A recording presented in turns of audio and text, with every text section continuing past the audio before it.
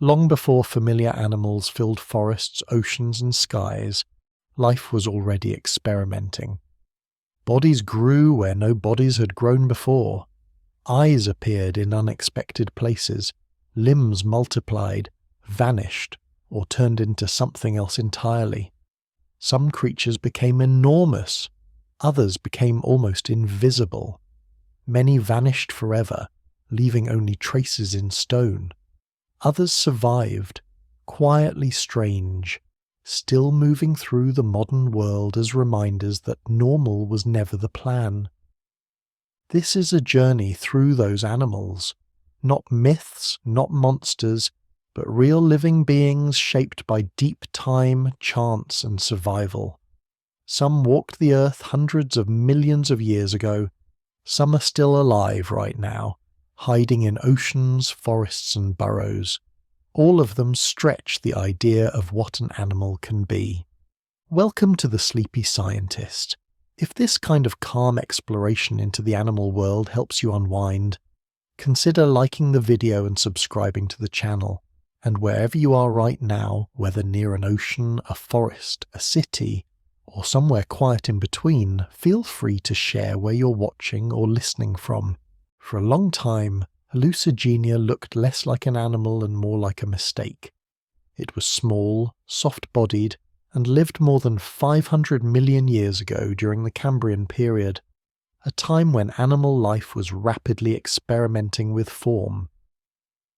When its fossils were first uncovered, Hallucigenia appeared so unfamiliar that scientists genuinely struggled to understand how it was supposed to exist at all. At first glance, the creature seemed to be walking on rigid spikes, with soft tentacle-like structures waving uselessly in the air. Its body looked fragile, almost inside out. There was no obvious head, no clear tail, no clear front or back. Even deciding which side was up proved surprisingly difficult. The name Hallucigenia reflects this confusion. It was named not because it caused hallucinations, but because it looked like something imagined rather than evolved. Early reconstructions based on limited fossil material showed an animal that appeared anatomically implausible. An organism balanced awkwardly on sharp spines would not last long in any environment, Cambrian or otherwise. The key problem was perspective. Hallucigenia fossils are usually preserved as flattened impressions in rock, with only part of the animal visible. Important features overlapped or were missing entirely. For decades, scientists were essentially trying to reconstruct a three-dimensional animal from a two-dimensional shadow. As more fossils were discovered, especially from sites like the Burgess Shale in Canada and later deposits in China, the picture slowly began to change. Researchers noticed that the supposed walking spikes were actually defensive spines on the animal's back. The softer structures, once thought to be useless appendages waving into the water, were instead the legs. Hallucigenia had been upside down. Once flipped the right way up, the animal began to make much more sense.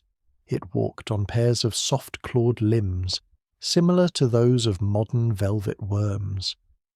Above those legs rose stiff spines, likely used to discourage predators in a world where predation was becoming increasingly common. What once looked impossible suddenly looked practical.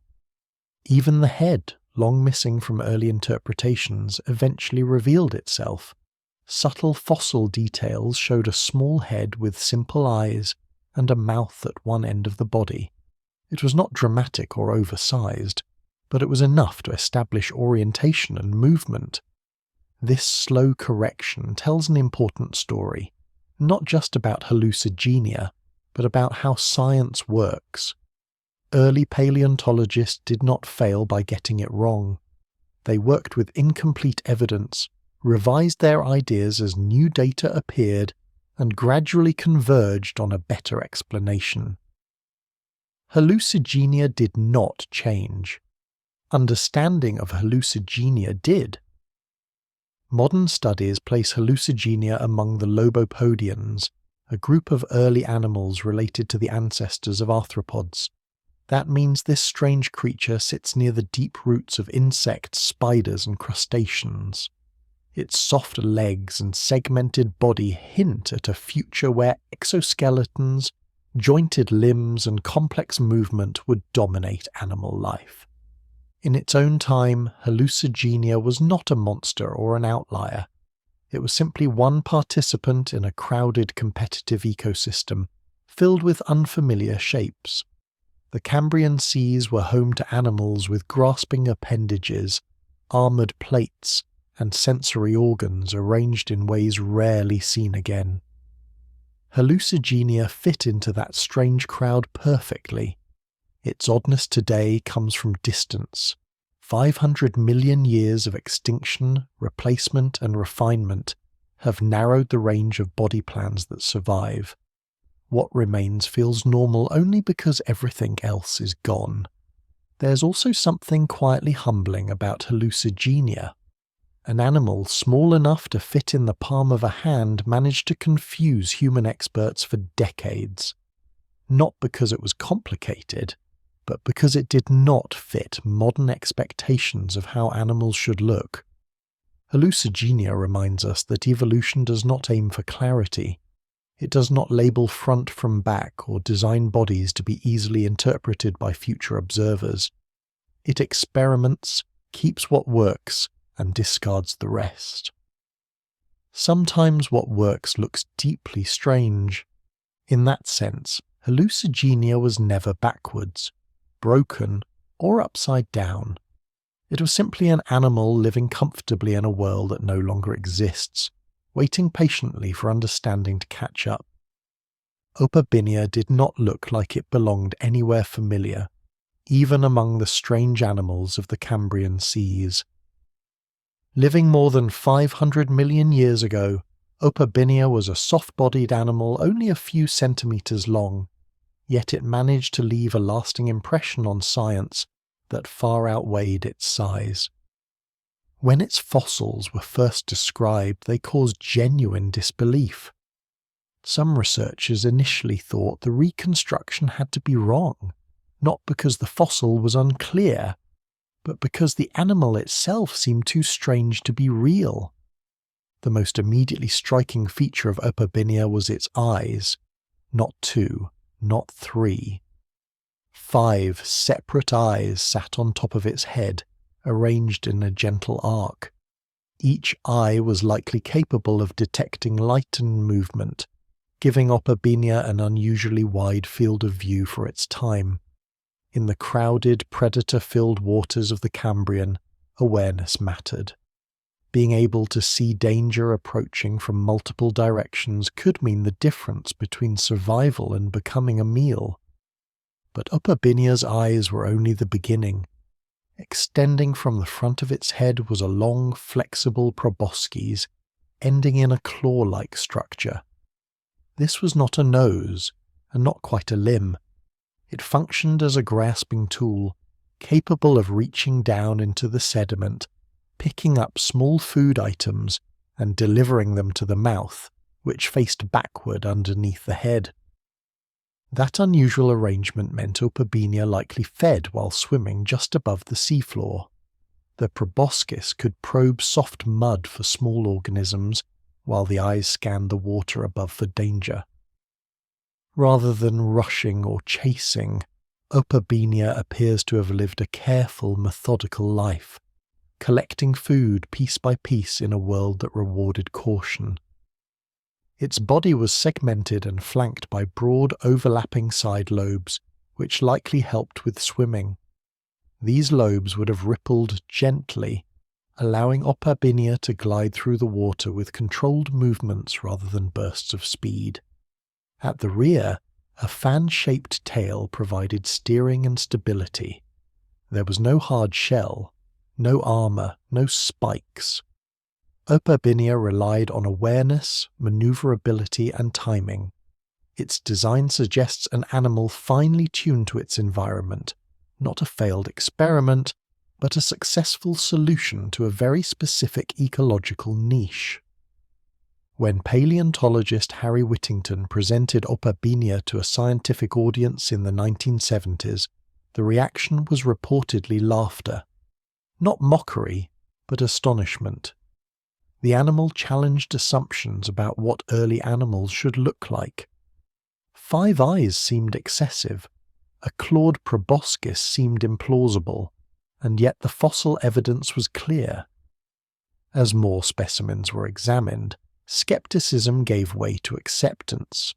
Opabinia was not a mistake of preservation or imagination. It was real. What makes Opabinia especially important is not just its appearance, but what it reveals about early animal evolution. During the Cambrian period, ecosystems were rapidly diversifying. Predators were emerging. New feeding strategies were being tested. Sensory systems were expanding in complexity. Opabinia shows that there was no single path forward. Modern animals tend to follow recognizable patterns: heads at the front, eyes in pairs, mouths pointing forward. Opabinia ignored those conventions entirely. Its mouth faced backward. Its eyes multiplied. Its feeding tool floated freely in front of its body like a living extension cord. Over time, many of these experimental designs disappeared. 5 eyes did not become standard. Proboscis-based feeding did not dominate marine ecosystems. Natural selection narrowed the field, favouring designs that balanced efficiency, development, and energy cost. But for a time, Opabinia's design worked. It survived in its environment long enough to fossilise, reproduce, and hold its place among a diverse community of early animals. That alone is evidence of success. Evolution does not preserve curiosities out of kindness. It preserves what functions. Opabinia also serves as a reminder that the early history of animal life was not a slow, orderly march toward familiar forms. It was a burst of creativity shaped by physics, chemistry, and chance. Some ideas stuck, others vanished. All were tested. Today, Opabinia feels alien because it represents a branch of possibility that ended. Its body plan left no direct descendants. Its 5 eyes stared out at a world that no longer exists. And yet, without animals like Opabinia exploring what was possible, the path toward modern life would have looked very different. In the end, Opabinia rewrote expectations not by being strange for its own sake, but by revealing just how open-ended early evolution truly was. It shows that what seems normal now is only a small surviving slice of what once lived, swam, and looked back at the world with 5 curious eyes.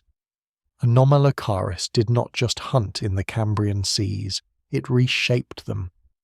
More than 500 million years ago, when most animals were small, soft, and vulnerable, Anomalocaris stood apart as something entirely new. It was large for its time, powerful, fast, and built with a level of specialization that made it the most formidable predator the early oceans had ever seen. For a long time, scientists did not realize Anomalocaris was a single animal at all. Its fossils were discovered in pieces. One fossil showed strange spiny limbs. Another revealed a circular, tooth-lined structure. A third displayed a broad, segmented body with flaps along its sides. For decades, these parts were classified as belonging to different organisms. Only later did researchers realize they were looking at fragments of the same creature. When assembled correctly, Anomalocaris emerged not as a curiosity, but as a complete and highly effective hunter. At full size, Anomalocaris could reach over 1 meter in length, enormous by Cambrian standards. In a world where many animals measured just a few centimeters, this alone made it imposing. But size was only part of the story.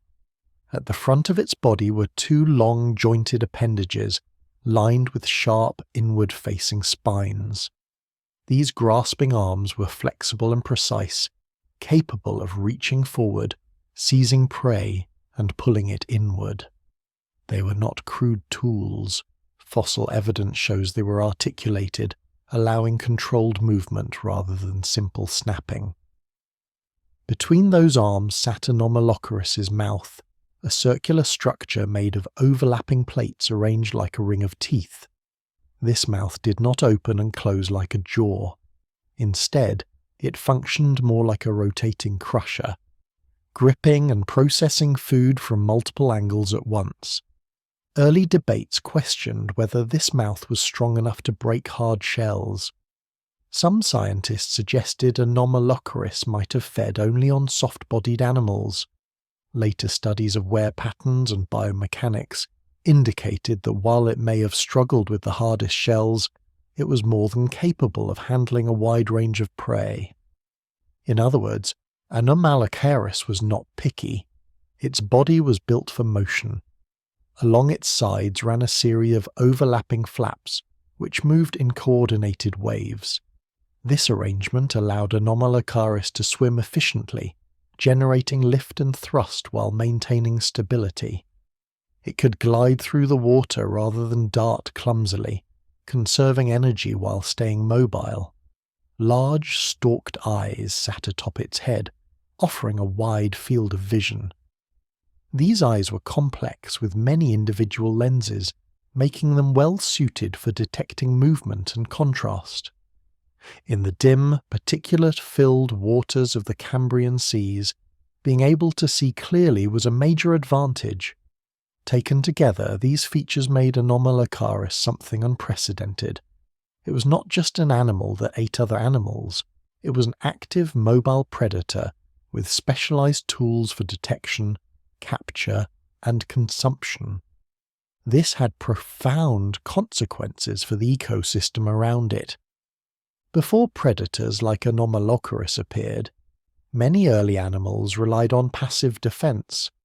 Some had hard shells, others burrowed into sediment, many simply drifted or crawled slowly, with little need for speed or awareness. Anomalocaris changed the rules. Its presence introduced sustained predation pressure, forcing other animals to adapt.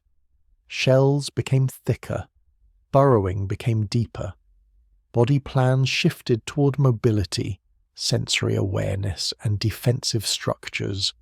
In this way, Anomalocaris did more than hunt. It drove evolution. There is something striking about how modern its role feels. Strip away the unfamiliar anatomy, and Anomalocaris begins to resemble later apex predators in function, if not form. It patrolled its environment, it targeted smaller animals, it exerted top-down control on the ecosystem. Yet its appearance remains deeply alien. There is no living animal quite like Anomalocaris today. Its grasping arms are not quite limbs, its mouth is not quite a jaw, its body flaps are not quite fins. It represents a lineage that explored a different solution to the problem of predation, one that ultimately vanished. That disappearance does not mean failure. Evolution is not a contest where only one design wins forever. It is a shifting landscape where success is temporary and context-dependent. Anomalocaris was superbly adapted to its time and place. When conditions changed, when ecosystems grew more complex, and when new competitors emerged, its particular combination of traits no longer held the same advantage. The world moved on. What remains is the fossil record and the reminder it carries. Anomalocaris shows that the concept of a predator did not gradually emerge from simple beginnings. It arrived early, fully formed, and unapologetically effective. Long before teeth and claws took familiar shapes, nature had already produced something capable of hunting with speed, precision, and intent. In the Cambrian seas, Anomalocaris was not a monster. It was not an anomaly. It was simply an animal doing exactly what evolution allowed it to do. And for a brief moment in deep time, it ruled. Pikaia would have been easy to miss. It was small, soft-bodied and unremarkable at first glance. It did not have claws, armour, spines or oversized eyes. It did not hunt. It did not dominate. In the crowded Cambrian seas, surrounded by far stranger and more dramatic animals, Pikaia would not have drawn much attention at all. And yet, few animals that ever lived mattered more. Pikaia lived more than 500 million years ago and measured only a few centimetres in length. Its body was slender and flattened, tapering gently at both ends. It swam by undulating from side to side, moving with a quiet, eel-like motion just above the seafloor. What made Pikaia extraordinary was not how it looked, but how it was built. Running along its back was a flexible supporting structure, a stiffened rod that gave the body shape while still allowing movement. This structure, known today as a notochord, provided internal support without rigid armour or an external shell. Alongside it ran simple muscle blocks arranged in repeating segments, allowing controlled, coordinated motion. This arrangement may sound technical, but its significance is hard to overstate. Pikaia represents one of the earliest known chordates, a group defined not by size or lifestyle, but by a particular body plan.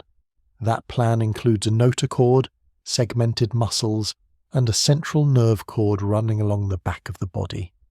Every vertebrate alive today follows this basic layout. Fish, amphibians, reptiles, birds, mammals, humans. The blueprint begins here. At the time Pikaia lived, most animals relied on external structures for support. Shells, plates, spines, and armour were common solutions. Pikaia took a different path. Its support came from within, allowing greater flexibility and more refined movement. It was not fast or powerful, but it was efficient. That efficiency mattered. By having an internal support structure, Pikaia could move in smoother waves, wasting less energy as it swam. Its muscles worked against a central axis rather than pulling against a rigid exterior. This allowed for better control, even at small size. Pikaia also shows early evidence of bilateral symmetry, meaning its left and right sides were mirror images. This symmetry, paired with directional movement, gave it a clear front and back, an important step toward purposeful navigation rather than drifting. There is no evidence that Pikaia was a predator. It likely fed on small particles or microorganisms, gathering food from the water or sediment.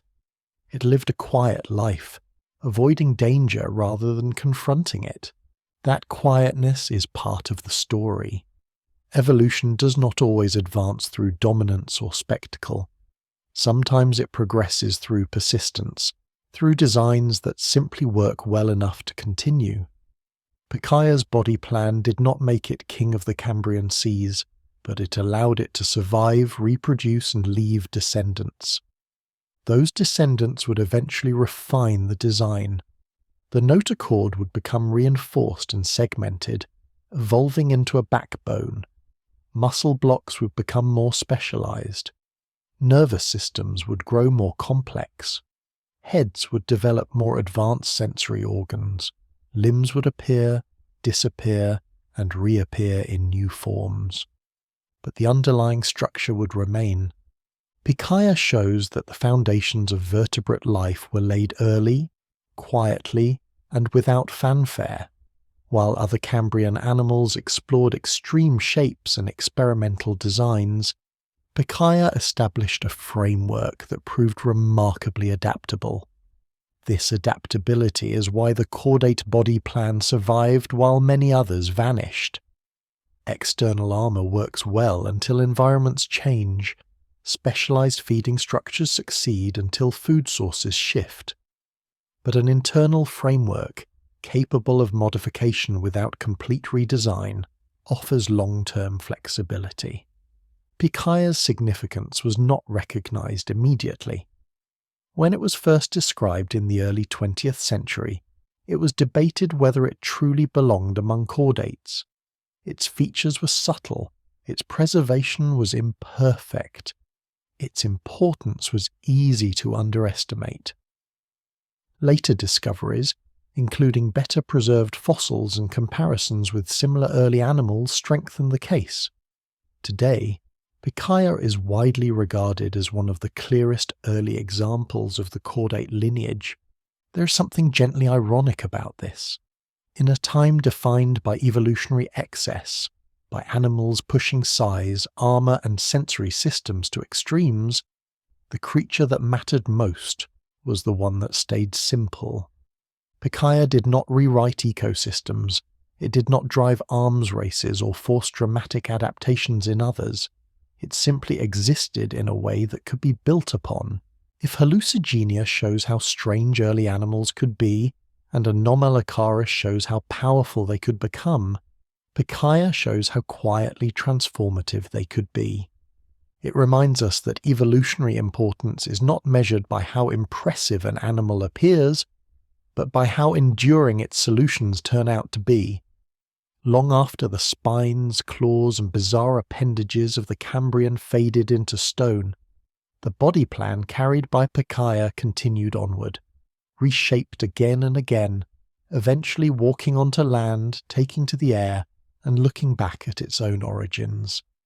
All of that traces back to a small, soft-bodied animal swimming gently through ancient seas, changing everything without ever drawing attention to itself.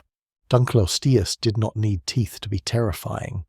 Living around 360 million years ago during the Devonian period, Dunkleosteus was one of the most formidable animals ever to patrol Earth's oceans. It was a fish, but not in the way most people imagine fish. Its head and upper body were encased in thick plates of bone, forming a natural suit of armour that made it look more like a moving fortress than a swimmer.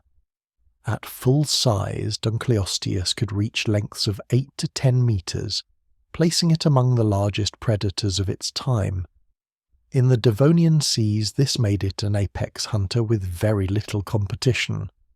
Most other animals were smaller, slower, and far less protected.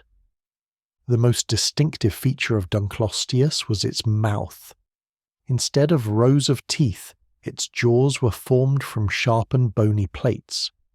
These plates met at precise angles, creating self-sharpening edges that functioned like enormous blades. As the jaws closed, the edges slid past each other, maintaining a cutting surface without the need for replacement teeth. This design was brutally effective. Biomechanical studies suggest that Dunkleosteus could open its mouth extremely quickly, creating a powerful suction effect that pulled prey inward. Once caught, the jaws snapped shut with tremendous force. Estimates based on skull reconstruction and muscle attachment points indicate bite forces comparable to, or exceeding, those of many modern large predators. The result was an animal capable of slicing through flesh, crushing bone, and dispatching prey in a single motion. Dunkleosteus did not chase fast-moving fish across long distances. Its heavy armour would have made sustained high-speed pursuit inefficient. Instead, it likely relied on short bursts of movement, ambush, and sheer power. Its armoured head allowed it to absorb impacts and resist counterattacks, while its jaws did the rest. Fossil evidence shows that Dunkleosteus fed on a wide range of prey. Smaller fish, armoured placoderms, and even other Dunkleosteus individuals appear in the fossil record as victims. Bite marks on fossilised bones suggest that cannibalism was not uncommon.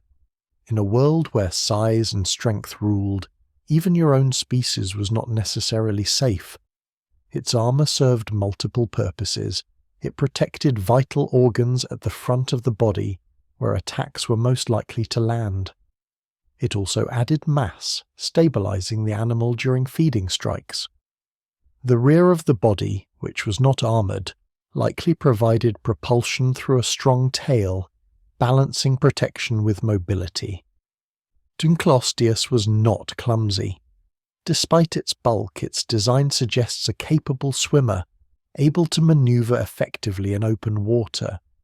The combination of speed over short distances, overwhelming bite force and defensive armour made it an exceptionally well-rounded predator. In its time, Dunkleosteus sat at the top of the food web. Few animals could challenge it directly. Those that did would have faced a mouth that functioned like a pair of living shears. There's something especially striking about Dunkleosteus because it represents a path evolution later abandoned. Modern fish rely on replaceable teeth, rather than permanent bone blades. Armour fell out of favour as speed, agility, and sensory precision became more important. But during the Devonian, this design worked. Dunkleosteus thrived in warm, shallow seas filled with diverse marine life. The oceans were crowded, competitive, and dangerous. Predators were pushing boundaries, and prey species were experimenting with new defences. Dunkleosteus answered this arms race with raw force and protection. Its dominance did not last forever. Environmental changes, shifting ecosystems, and mass extinctions eventually reshaped marine life. Placoderms, the group Dunkleosteus belonged to, vanished entirely. Their lineage ended, leaving no direct descendants. What remains are fossils, and the impression of an animal that ruled its world with efficiency rather than subtlety. Dunkleosteus reminds us that evolution does not follow a single trajectory toward refinement or elegance. Sometimes it favours overwhelming strength. Sometimes it builds tools that look more like weapons than body parts. And sometimes those designs succeed brilliantly, even if only for a geological moment. In the ancient seas of the Devonian, Dunkleosteus was not a primitive fish waiting to be replaced. It was a fully realised predator, perfectly suited to its environment, cutting its way through the oceans with jaws made of bone and a body built to dominate. For its time, nothing swam higher. Helicoprion looked like a rumour carved into stone. When its fossils were first discovered, they showed something deeply unsettling, a tight spiral of sharp teeth, arranged like a circular saw blade. There was no obvious jaw attached, no skull, just the whirl. For a long time, no one could agree on where this structure belonged, or how an animal could possibly use it without injuring itself. And yet Helicoprion was very real. It lived roughly 290 million years ago, during the late Paleozoic era, and belonged to an extinct group of cartilaginous fish related to modern sharks and rays. Like them, Helicoprion had a skeleton made mostly of cartilage, which does not fossilize easily. That made the teeth the most common, and often the only, parts preserved. Those teeth told a strange story. The spiral was not decorative. It was not a defensive weapon. It was the animal's lower jaw.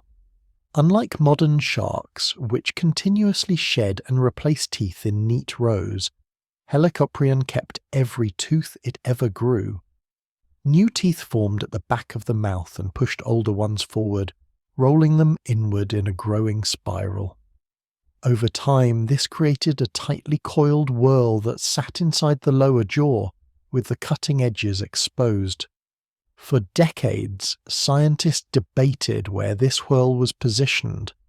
Some early reconstructions placed it protruding from the mouth like a buzzsaw. Others imagined it curled beneath the chin or embedded deep in the throat. These ideas were imaginative but biologically awkward. The breakthrough came much later with advances in imaging technology. High-resolution scans of rare fossils preserved inside rock allowed researchers to see how the whorl fit within the jaw structure. What emerged was far more elegant than earlier guesses. The spiral sat neatly in the lower jaw, with the upper jaw closing down over it. As Helicoprion bit down, prey would be pulled inward by the curvature of the teeth. The motion sliced flesh efficiently, guiding food deeper into the mouth rather than pushing it out. The oldest teeth sat at the centre of the spiral, worn but still functional, while newer, sharper teeth did most of the cutting at the outer edge. This design meant Helicoprion did not need to replace teeth. Nothing fell out. Nothing was wasted. The jaw simply grew longer and more tightly coiled over time. It is likely that Helicoprion fed on soft-bodied prey such as squid-like animals and fish, rather than heavily armoured creatures. This slicing action of the whirl would have been devastating against flesh, even if it struggled with hard shells. The shape of the spiral also suggests a feeding style based on precision rather than brute force. Helicoprion was probably not a bone crusher like some later predators. Instead, it was a specialist, using a unique mechanical solution to solve the problem of capturing slippery prey in open water. Its body, though rarely preserved, was likely streamlined and shark-like. The real oddity was not its silhouette, but its mouth. From the outside, Helicoprion may have looked relatively ordinary. Inside, it carried one of the strangest feeding tools ever evolved. What makes Helicoprion especially fascinating is how long it persisted. This was not a short-lived experiment. The genus survived for millions of years, long enough for the spiral jaw to prove itself as a viable design. Evolution does not tolerate novelty for novelty's sake. If a structure persists, it works. And yet, no living animal uses anything quite like it. Modern sharks solve the problem of feeding differently, with rows of replaceable teeth that prioritize flexibility over permanence. Helicoprion took the opposite approach, building a single, ever-growing cutting device that never reset. There is something almost industrial about the design, as if nature briefly decided to test a machine-like solution in flesh and cartilage. The result feels oddly modern, despite its age. Helicoprion also reminds us how incomplete the fossil record can be. For decades, scientists knew the teeth, but not the animal. Interpretation lagged behind discovery. Understanding came not from finding a completely new fossil, but from looking more carefully at what was already there. Once the jaw was placed correctly, Helicoprion stopped being absurd and started being clever. The spiral was not a flaw. It was the point. In the ancient oceans, Helicoprion cut its way through prey with a mouth that grew as it fed, carrying its entire dental history with it. Every bite added another turn to the spiral, another record of survival etched into bone. It was strange, certainly, but it was not confused. Helicoprion knew exactly how to use its saw. Jaekelopterus did not feel small in any sense of the word. Living roughly 390 million years ago during the Devonian period, Jaekelopterus was a sea scorpion, an arthropod related to modern horseshoe crabs and arachnids, but calling it a scorpion only hints at its true scale. At full size, Jaekelopterus may have reached lengths of over 2.5 meters, making it one of the largest arthropods that ever lived. In the ancient waters it inhabited, this was not just large, it was overwhelming. Jaekelopterus had a long segmented body covered in a hard external shell, jointed limbs, and large grasping appendages at the front. Its body plan followed the familiar arthropod design, but scaled up far beyond what feels comfortable today. Each segment added mass and leverage. Each joint added reach and control. Its most striking weapons were its front limbs, equipped with spines and hooks that could seize prey with precision. These appendages were not decorative. They were tools built for capture, able to grab, hold, and manipulate struggling animals in murky water. The head region housed large compound eyes, giving Jaekelopterus a broad visual field. While these eyes were not capable of the fine detail seen in modern vertebrates, they were excellent at detecting movement. In shallow, light-filled waters, that mattered more than clarity. Anything that moved risked being noticed. Unlike many later marine predators, Jaekelopterus did not rely on speed alone. Its size allowed it to dominate through presence. Smaller animals could not easily fend it off. Armour that protected against fish or smaller arthropods offered little resistance against something this large and strong. Its diet likely included fish, smaller arthropods, and other marine animals unlucky enough to cross its path. Fossil evidence suggests that Jaekelopterus lived in estuaries and coastal waters, environments rich in life but often shallow and confined. In such spaces, a large ambush predator had a significant advantage. Jaekelopterus could lurk near the bottom, partially concealed waiting for movement. When prey came within range, the grasping limbs could snap forward, pulling the animal in before it had time to react. Escape options were limited. Few creatures shared its size or strength. One of the most common questions surrounding Jaekelopterus is how an arthropod managed to grow so large at all. Today, insects and their relatives are constrained by their physiology. Their external skeletons must support their weight. Their breathing systems rely on diffusion rather than lungs, limiting how much oxygen can be delivered to tissues. In Jaekelopterus's time, conditions were different. The Devonian period experienced higher oxygen levels than those found in many later eras. This increased availability of oxygen made it easier for large-bodied arthropods to supply their tissues with what they needed. In aquatic environments, buoyancy also reduced the strain of supporting a heavy body, allowing size to increase without immediate collapse under its own weight. Jaekelopterus took full advantage of these conditions. Its external shell provided protection and structure, while the water helped support its mass. Its size, in turn, reduced the number of predators capable of threatening it. This created a feedback loop where being large made survival easier, which allowed large size to persist. But size always comes with trade-offs. A massive arthropod requires more energy. It needs abundant food. It is less agile than smaller relatives. If environments change, if oxygen levels drop, or if prey becomes scarce, that size can quickly become a liability. Jaekelopterus thrived during a time when the balance favoured it. Shallow seas, rich ecosystems, and favourable atmospheric conditions aligned to make gigantism viable. For millions of years, this strategy worked. There is also something deeply unsettling about Jaekelopterus because it occupies a space that feels wrong to modern intuition. Arthropods today are small, they scuttle, they buzz, they hide. Jaekelopterus overturns that expectation entirely. Imagine an animal shaped like a scorpion, but long enough to rival a small car. Imagine that animal moving through water with deliberate force, its limbs unfolding as it reaches for prey. This was not a novelty. It was a functioning predator, perfectly suited to its time. Eventually the world changed.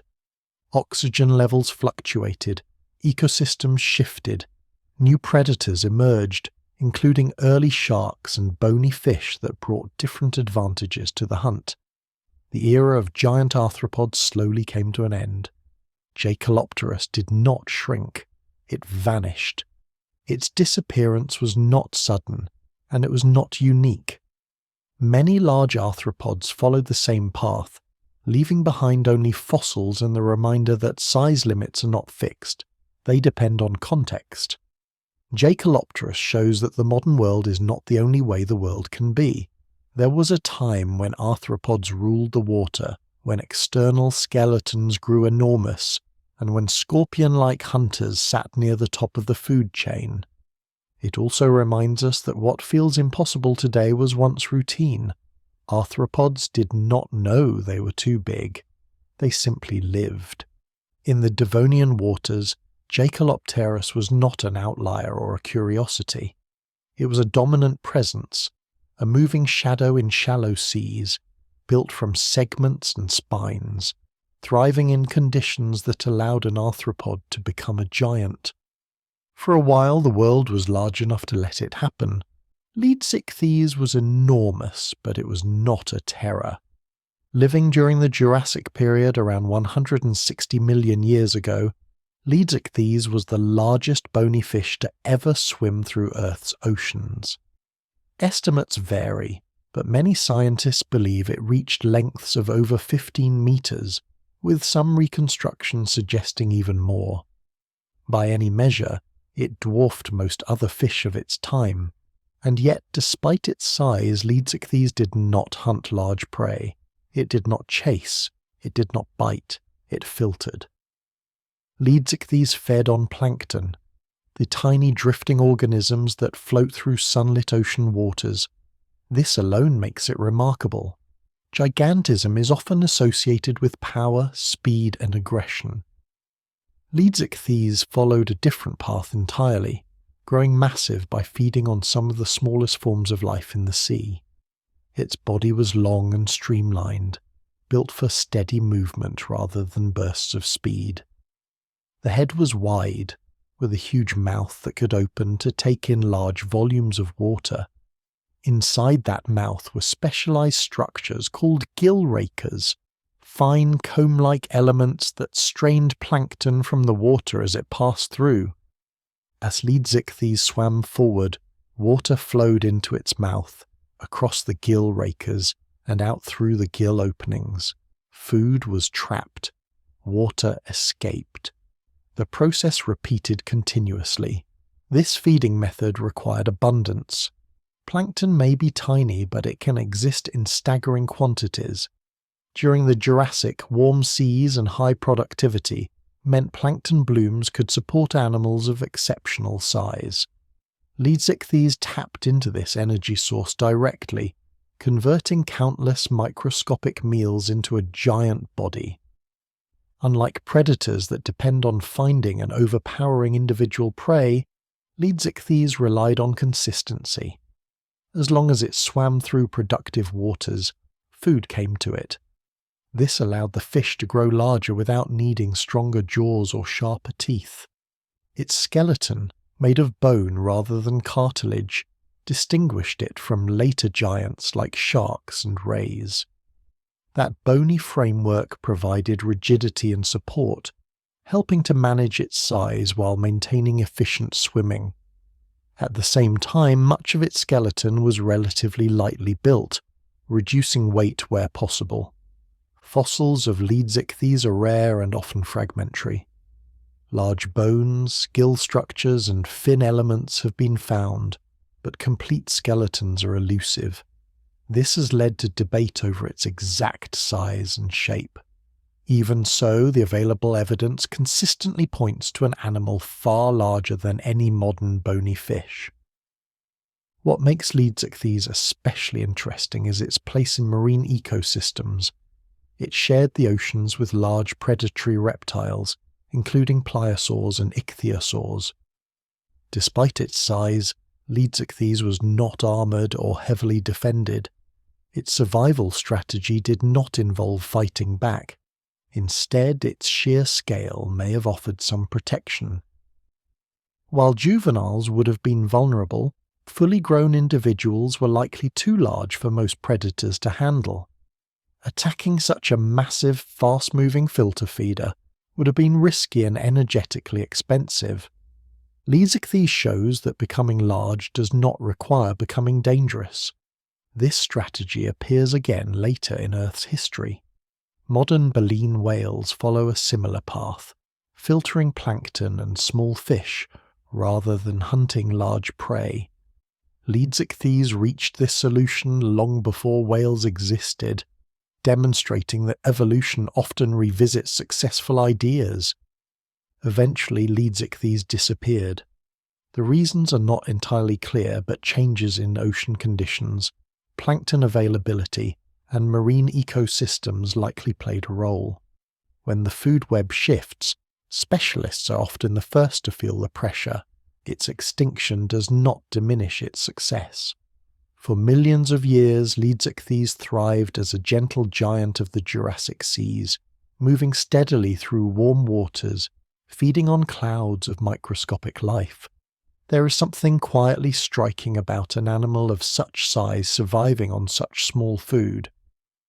It challenges the assumption that power must be violent or that dominance requires aggression. Leedsichthys ruled its niche by efficiency, not force. In a sea filled with teeth, claws and speed, Leedsichthys chose patience and abundance. And for a long time, that was more than enough. Spinosaurus has spent more than a century refusing to stay still, not in life and not in science. First described in 1912 from fossils found in North Africa, Spinosaurus immediately stood out. Even from fragmentary remains, it was clear this dinosaur did not match the familiar image of a large land predator. Its bones hinted at something elongated, something unusual, something that did not sit comfortably alongside animals like Tyrannosaurus. Then, for a long time, Spinosaurus vanished. The original fossils were destroyed during the Second World War, leaving behind drawings, notes, and lingering uncertainty. For decades, Spinosaurus existed as an outline rather than a full animal, a name attached to an idea that could not be fully tested. When new fossils were eventually discovered, they did not simplify the story. They complicated it.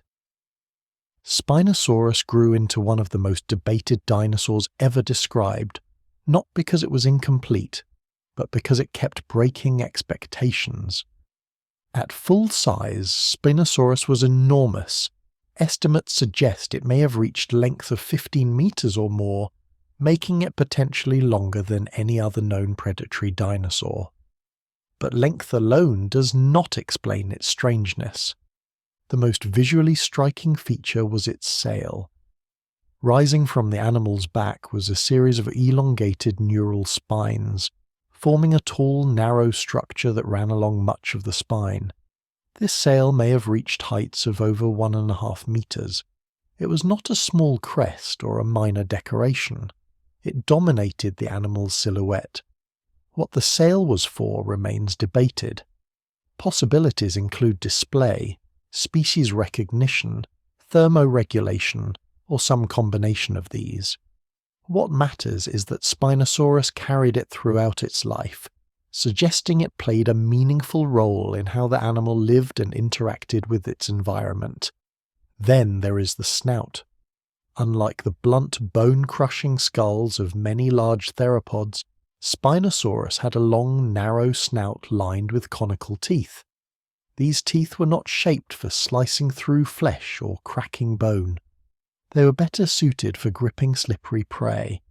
The skull looked more like that of a crocodile than a typical dinosaur predator.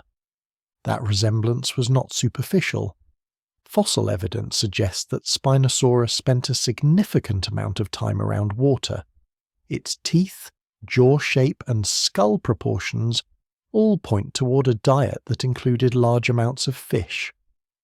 Isotopic analysis of its bones supports this idea, showing chemical signatures consistent with aquatic feeding.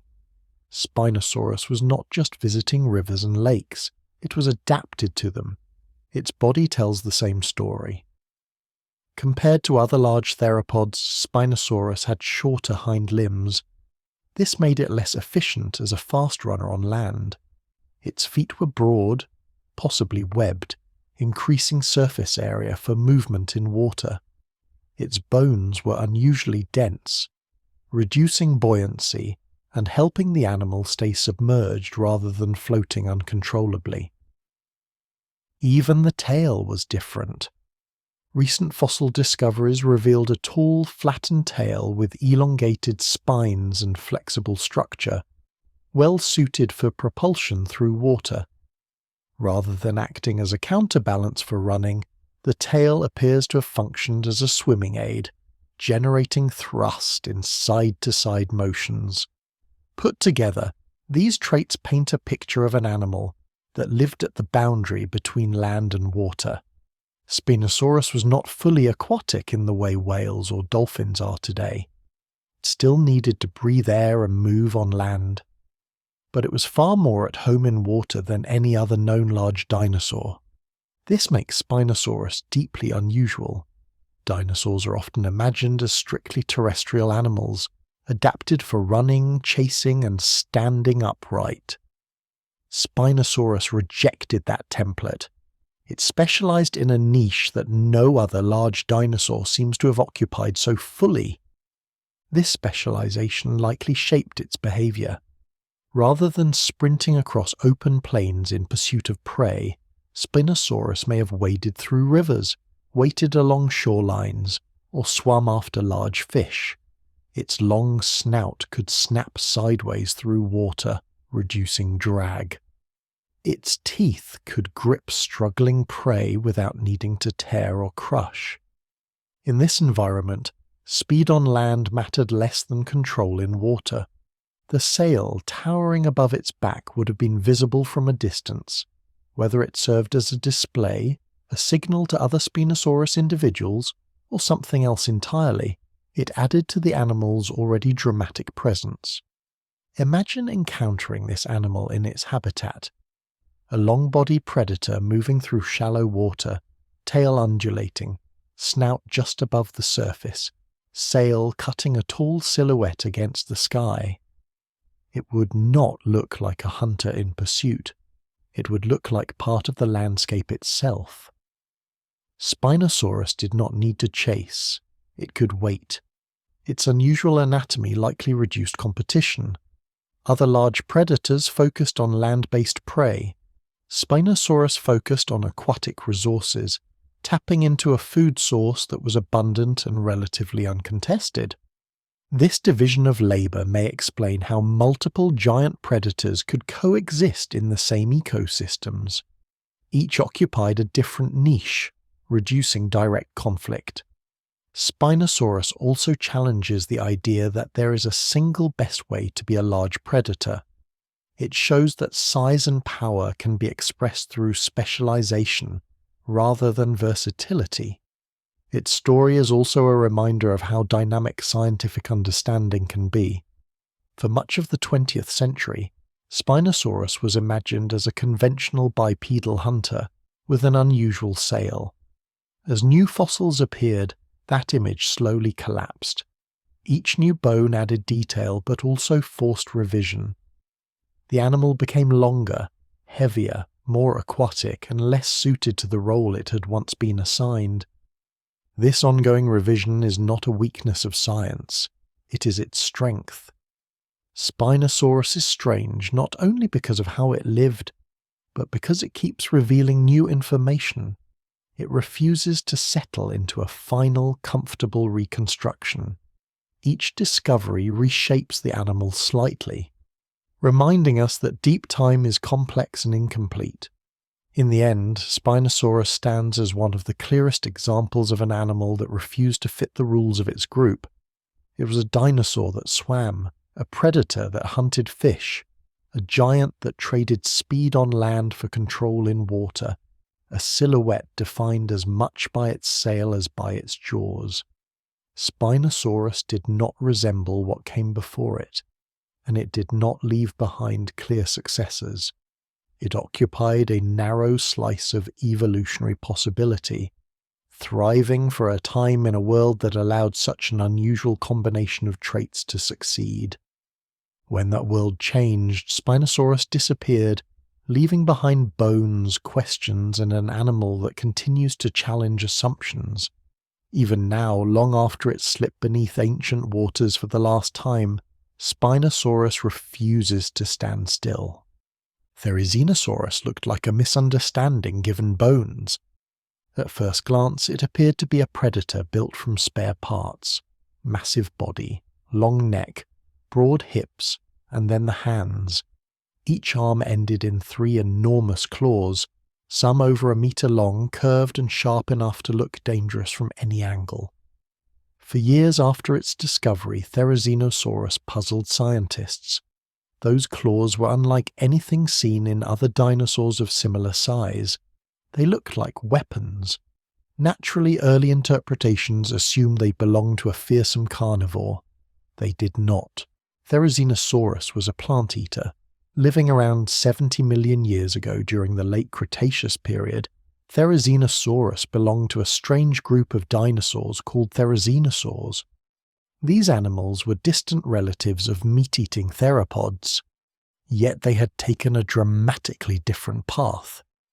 Instead of sharp teeth for tearing flesh, Therizinosaurus had small leaf-shaped teeth suited for cropping vegetation. Instead of a narrow, streamlined body for chasing prey, it had a wide torso and large gut, ideal for digesting tough plant material. Its posture was upright and bulky, not built for speed. So why the claws? The answer lies not in hunting, but in feeding. Therizinosaurus likely used its claws as tools rather than weapons. Their length and curvature would have been excellent for pulling branches closer, hooking vegetation, and stripping leaves from trees and shrubs. In a landscape filled with tall plants, having reach mattered.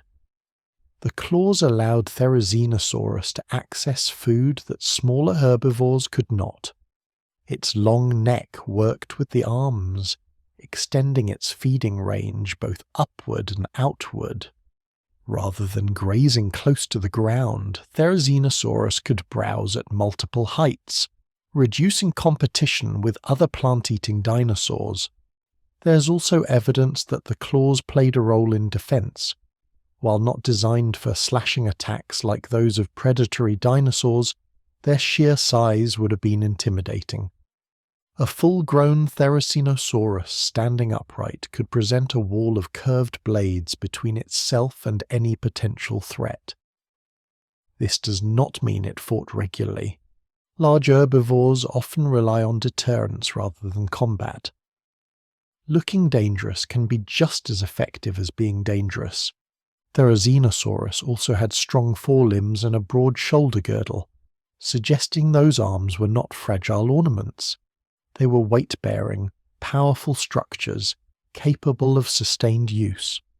This supports the idea that the claws were actively involved in daily life, not carried purely for show. Its body adds further context. Therizinosaurus was tall and heavy, with powerful hind legs but limited agility. It was not built to flee quickly. In such a case, tools for defense and deterrence become more important. Standing ground, displaying size, and presenting formidable claws would have discouraged many predators from testing their luck. There is also a quieter possibility. Some scientists have suggested the claws may have played a role in social behavior, such as display or competition within the species. Large, visually striking features often serve multiple purposes in animals, from feeding to communication. While direct evidence is limited, the idea fits with what is seen in many modern herbivores that use body structures for more than one function. What makes Therizinosaurus especially striking is how completely it defies the stereotype of a theropod dinosaur. Theropods are often imagined as fast, lean hunters with sharp teeth and grasping hands. Therizinosaurus inherited the body plan of that group, then repurposed it entirely. It took arms meant for grasping prey and turned them into gardening tools. It took a lineage known for carnivory and filled it with plants. This kind of evolutionary reversal is rare, but not unheard of. Evolution does not erase ancestry. It modifies it.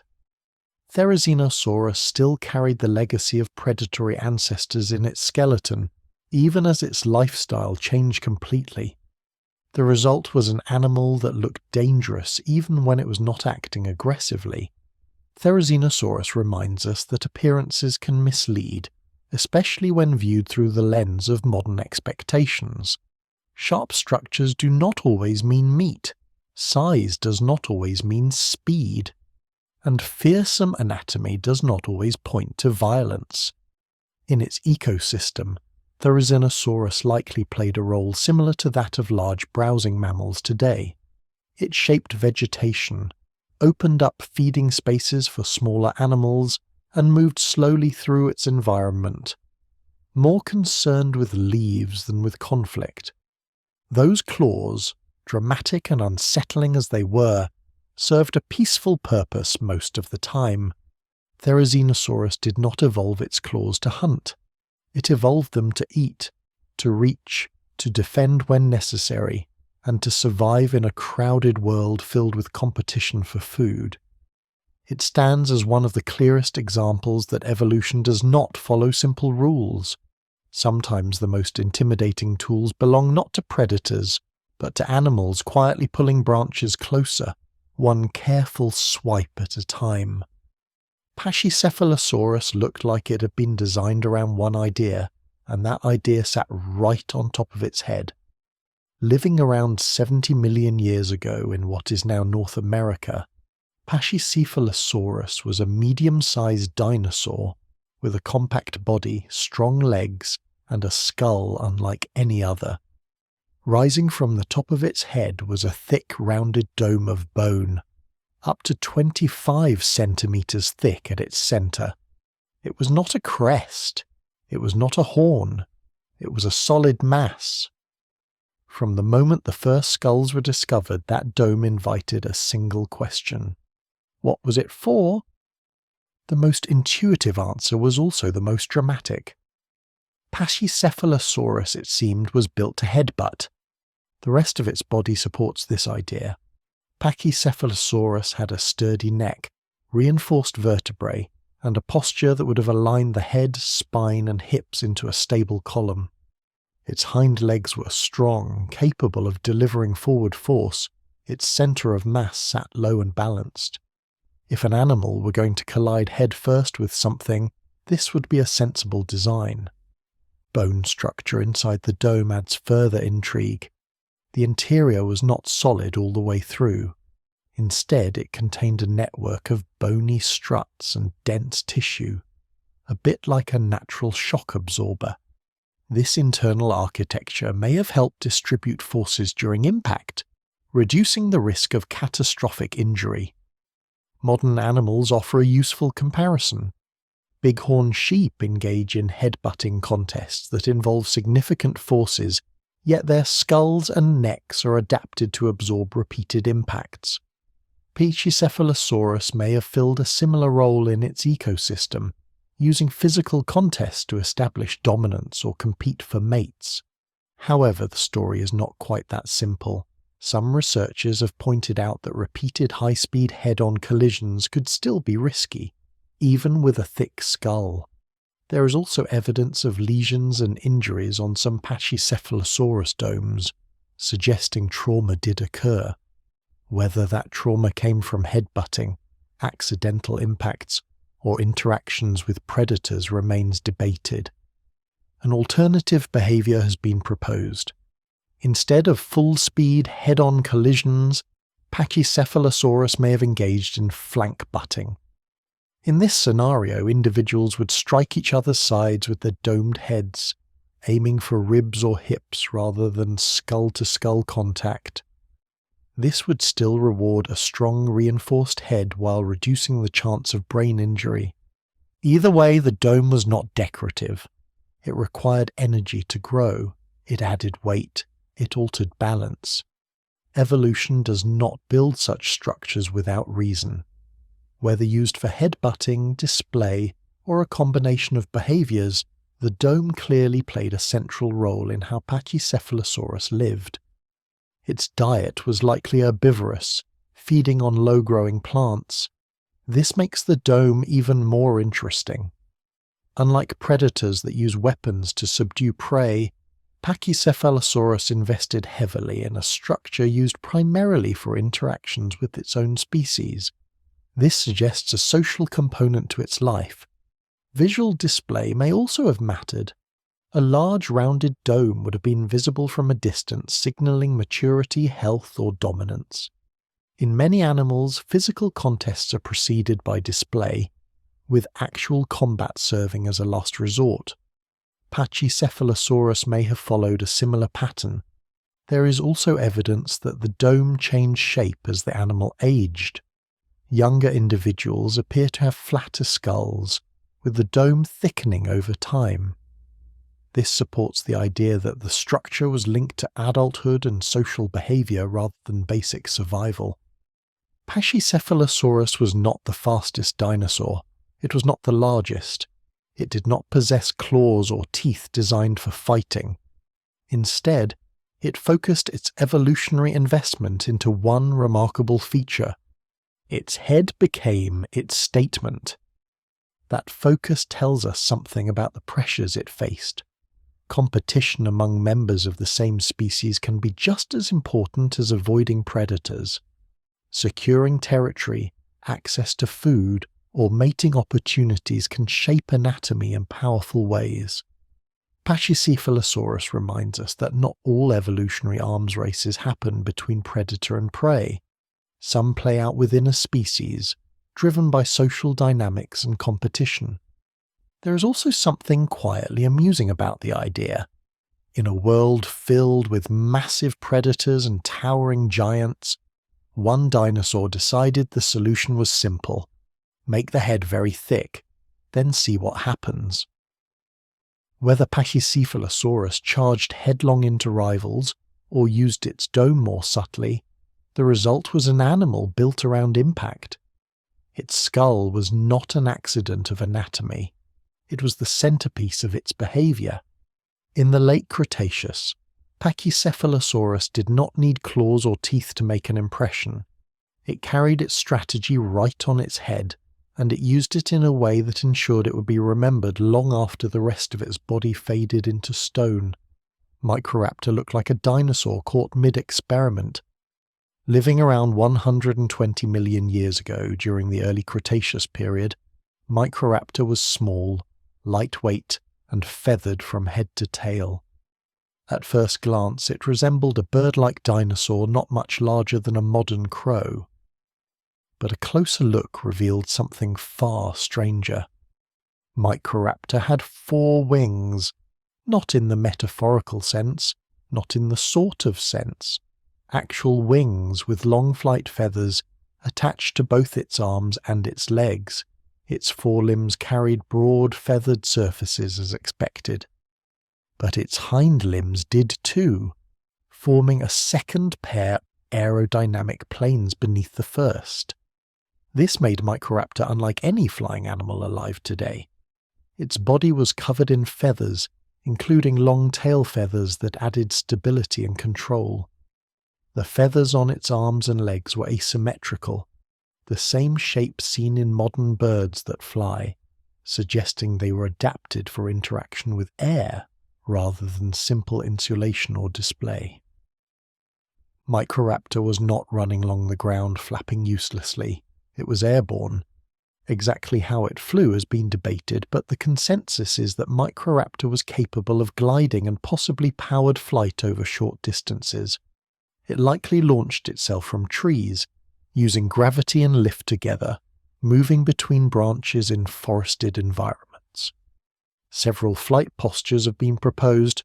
One suggests that Microraptor held its hind legs out to the sides, forming a biplane-like arrangement with forewings above and hindwings below. Another suggests a more staggered configuration, with the rear wings angled slightly backward. Either way, Microraptor was adapted to move through the air in a way that modern birds do not. Its skeleton supports this interpretation. The shoulder joints allowed a wide range of motion. The feathers were arranged to maximize surface area. The tail acted as a rudder, helping with balance and steering. Its claws suggest it could climb trees easily, positioning itself for aerial launches. Microraptor was not built for long-distance flight. It did not have the deep chest muscles or keeled breastbone seen in modern birds. Instead, it was optimized for short, controlled movements through cluttered environments. In a dense forest, that makes sense. Leaping from branch to branch, gliding down to the forest floor, or escaping predators by dropping into open air would have been effective strategies. Flight did not need to be sustained, it needed to be useful. So why did this design not last? The answer lies in efficiency and constraint. Having 4 wings increases lift, but it also increases complexity. Coordinating 4 feathered surfaces requires precise control. The hind wings interfered with walking and running on the ground, limiting mobility when not airborne. Folding the rear wings neatly out of the way would have been awkward. Over time, evolution favoured a simpler solution. Birds that followed streamlined their design. The forelimbs became the sole wings, the hind limbs specialised for perching, walking and launching. This freed the legs from aerodynamic duty and allowed more efficient takeoff, landing and ground movement. In short, 2 wings were enough. Microraptor represents a stage where evolution had not yet settled on the most flexible compromise. It shows that flight did not emerge in a single clean step. There were multiple attempts, multiple arrangements, and multiple ways of getting off the ground. Some worked better than others. Microraptor's environment also played a role. As forests changed and birds became more capable flyers, competition increased. Animals that could fly farther, maneuver more easily, and land more safely had an advantage. The 4-winged configuration, while functional, was eventually outperformed. That does not mean Microraptor failed. For millions of years it survived, hunted, and reproduced successfully. It fed on small animals, likely including insects and small vertebrates, using its sharp teeth and claws. It navigated its world effectively using a body plan that seems strange only in hindsight. There is also something elegant about Microraptor's solution. Rather than radically reshaping its body, it extended an existing structure. Feathers were already present, limbs were already mobile. Microraptor simply used what it had in a new way. That kind of innovation is common in evolution.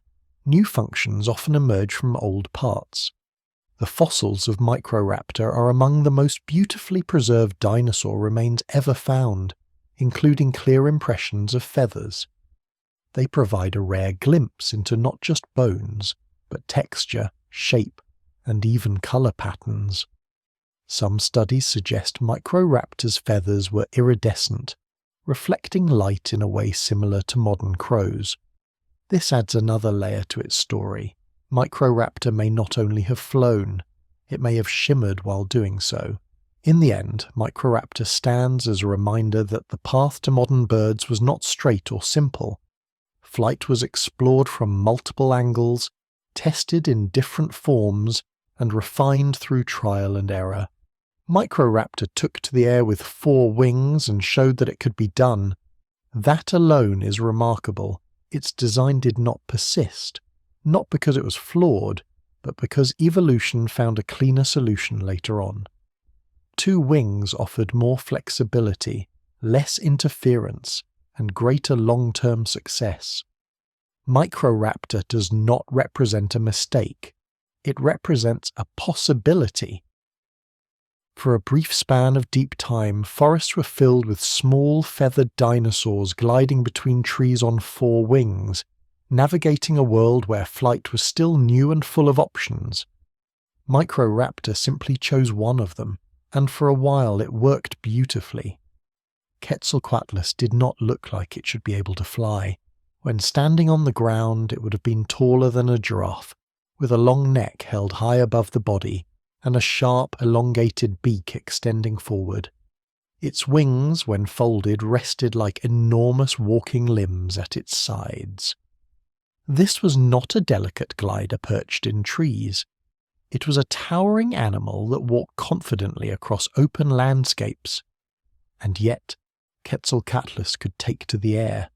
Living around 68 million years ago during the late Cretaceous period, Quetzalcoatlus was one of the largest pterosaurs ever discovered and the tallest flying animal known to science. When fully upright, it may have stood 5 to 6 meters tall. When it spread its wings, the span likely reached 10 to 11 meters, rivaling the width of a small airplane. Despite these extreme dimensions, Quetzalcoatlus was not a clumsy giant weighed down by its size. Its skeleton was remarkably light, built from hollow bones reinforced by internal struts. This design provided strength without excessive mass, a necessity for any animal that hoped to leave the ground. Quetzalcoatlus did not walk on two legs like a bird. It moved on all fours when on land, using its long wing fingers as front limbs. This posture made it stable and efficient, allowing it to travel across flat terrain without dragging its wings or struggling to balance. This detail matters because it changes how the animal lived. Rather than spending its time perched or clinging to cliffs, Quetzalcoatlus likely walked extensively. Its proportions suggest a lifestyle similar to a modern ground hunting bird, but on a far grander scale. It may have stalked across floodplains and open environments, scanning for small animals to catch with its beak. Its skull was long and narrow, with no teeth, well suited for grasping prey whole. Fossil evidence and biomechanical modelling suggest it fed on small vertebrates, carrion, and possibly fish, depending on availability. It did not need to tear flesh. It could simply pick up food and swallow it. This makes Quetzalcoatlus less like a soaring seabird and more like a walking predator that happened to fly. The question that has fascinated scientists for decades is how an animal of this size could get airborne at all. The answer lies in how it launched. Unlike birds, which rely primarily on their hind legs to jump into the air, Quetzalcoatlus used a four-limbed launch. Its powerful forelimbs pushed against the ground, vaulting the body upward before the wings began their first full strokes. This technique distributed the force across the strongest muscles in the body and reduced the strain on the hind legs. Studies of pterosaur anatomy suggest this launch method was not only possible, but efficient. Once airborne, Quetzalcoatlus could use its vast wings to glide for long distances, conserving energy by riding air currents. It didn't need to flap constantly. Its size worked in its favour. Large wings generate lift efficiently, allowing sustained flight with relatively low effort once altitude is gained. Quetzalcoatlus likely spent much of its time soaring, covering large areas in search of food. When it landed, it did so deliberately, folding its wings and returning to a stable four-limbed stance. This dual lifestyle sets it apart from modern flying animals. Birds are often awkward on the ground. Bats cling and hang. Quetzalcoatlus appears to have been comfortable both walking and flying, moving seamlessly between the two. Its neck was long and flexible, allowing it to strike downward with speed and precision. Its head crest, if present, may have served for display or species recognition, though evidence remains incomplete. Whatever its exact function, the crest added to the animal's already dramatic profile. There is a tendency to think of Quetzalcoatlus as a flying impossibility, a creature stretched beyond realistic limits. But the fossil record suggests otherwise. Its proportions are consistent. Its joints show signs of repeated stress and use. Its bones bear the marks of a real animal living an active life, not a fragile glider one misstep away from collapse. It existed at the same time as large predatory dinosaurs, sharing the landscape rather than avoiding it. Its size likely offered some protection.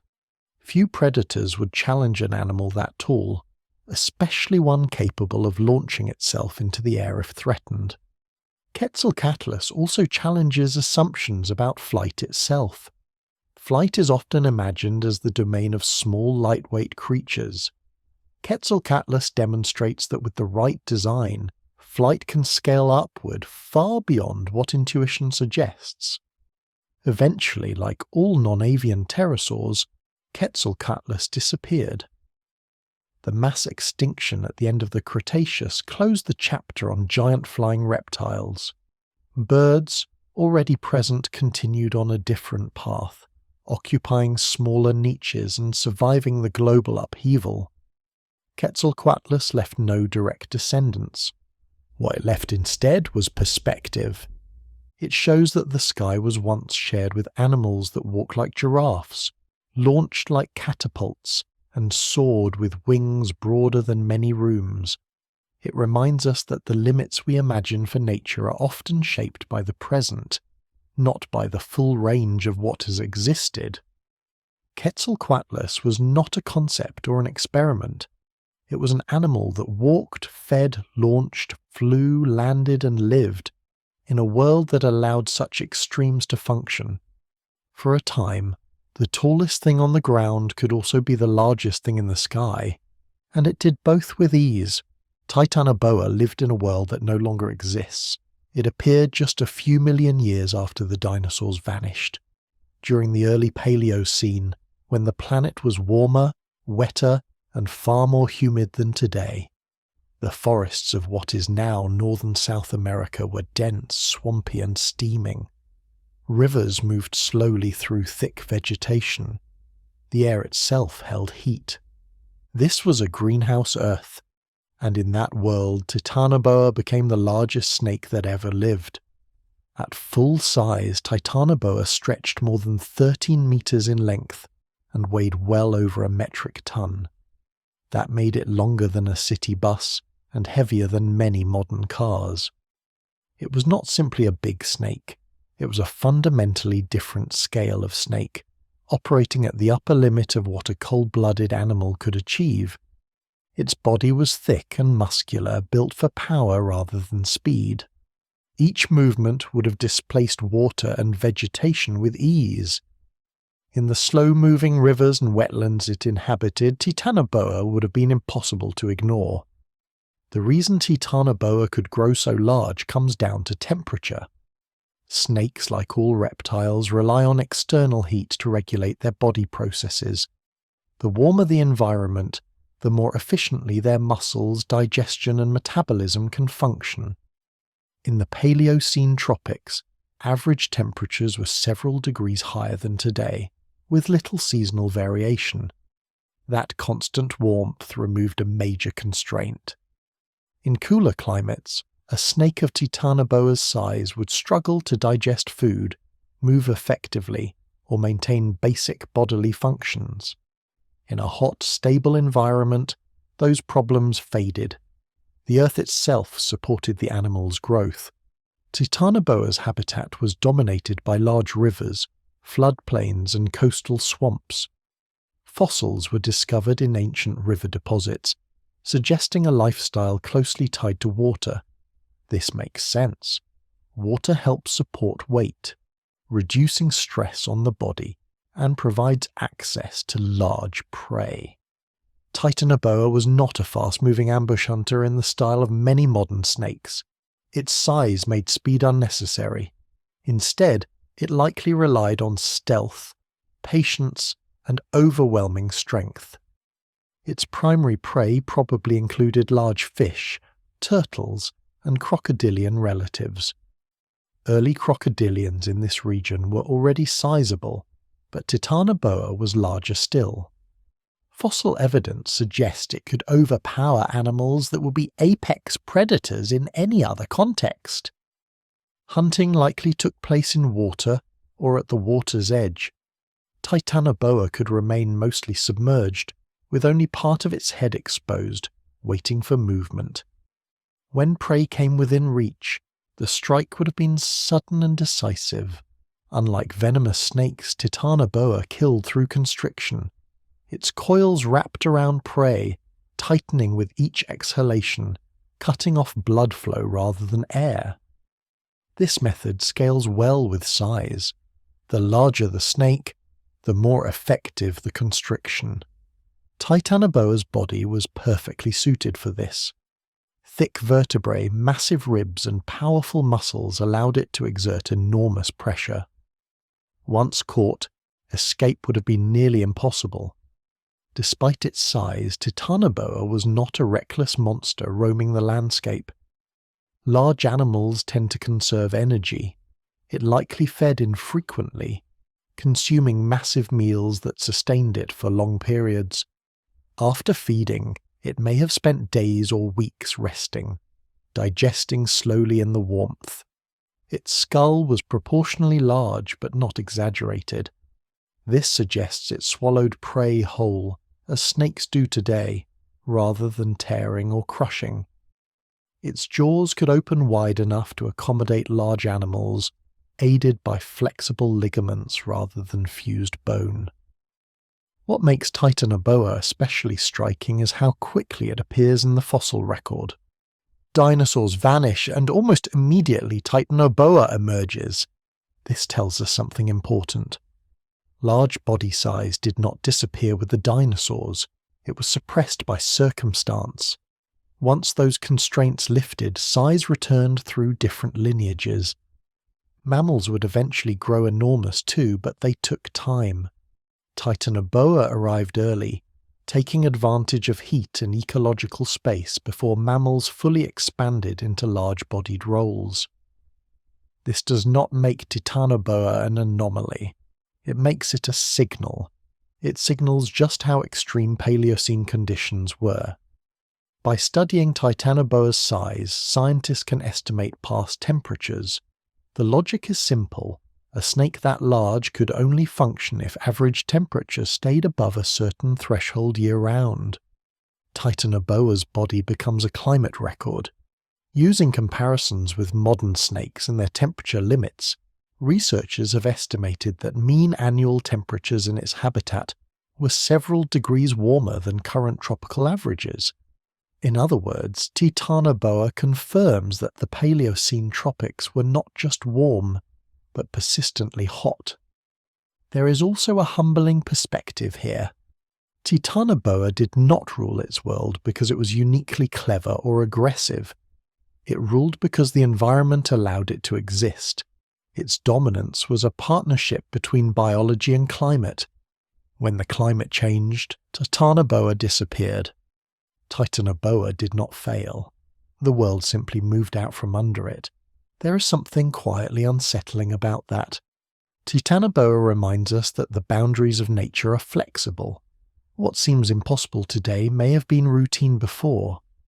A snake longer than a bus feels unreal only because the current Earth no longer permits it.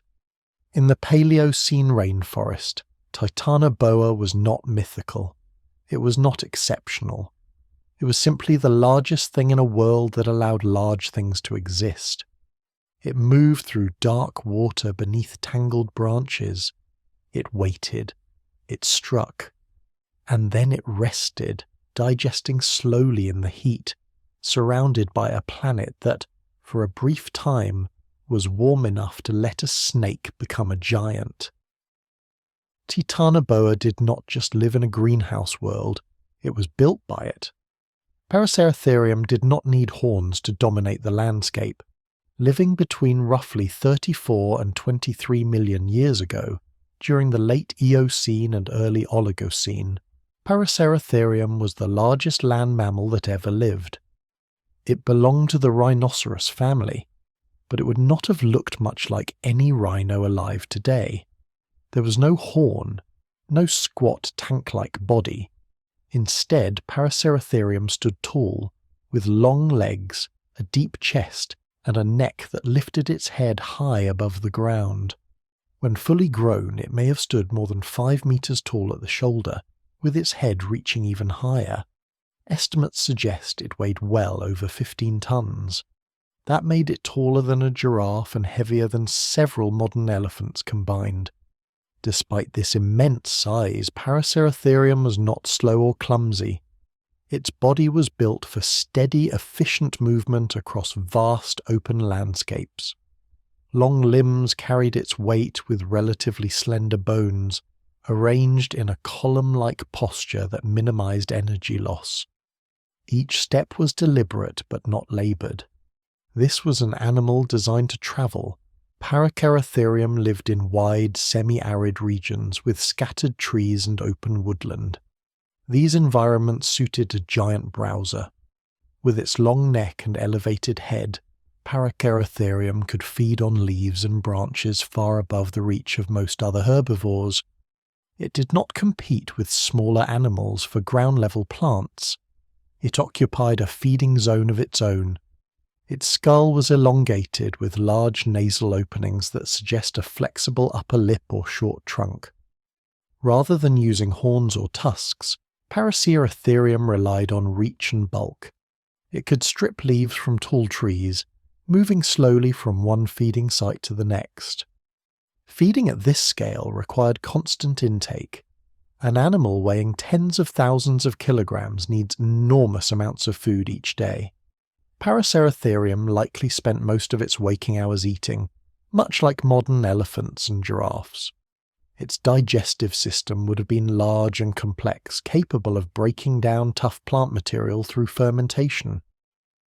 This slow, steady feeding strategy made sense. With few natural predators capable of threatening a fully grown Paraceratherium, there was little need for speed or aggression. Size itself was the defense. Predators of the time, including large carnivorous mammals, may have posed a risk to juveniles. Adults, however, would have been effectively untouchable. Challenging an animal that tall and heavy would have been extremely dangerous and energetically costly. Paraceratherium's movement reflects this confidence. Its limbs were built for endurance rather than bursts of speed. It could cover long distances efficiently, migrating between feeding areas as vegetation shifted with seasons or climate changes. Its height allowed it to see over long distances, offering early warning of any potential threats. Instead, Paraceratherium invested in height. That height shaped its entire lifestyle. It fed differently. It moved differently. It interacted with its environment in ways no other mammal could. Trees that might have been out of reach to other herbivores were simply part of its daily diet. There is also evidence that Paraceratherium lived in relatively small groups or even solitary. Large animals often spread out to reduce competition for food. A single Paraceratherium could strip significant foliage from an area, making close neighbours impractical. Its reproduction would have been slow.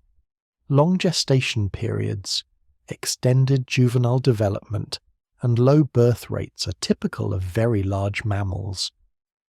This made Paraceratherium vulnerable to environmental change.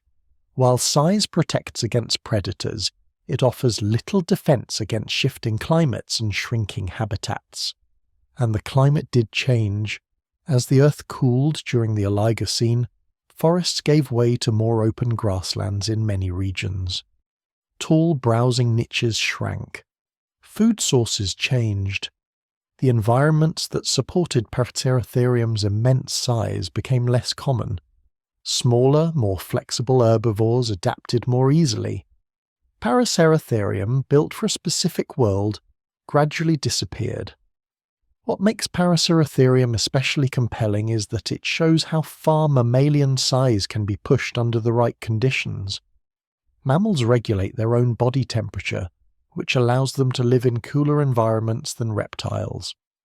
But this comes at a cost. Larger mammals require more food, more time, and more stable ecosystems.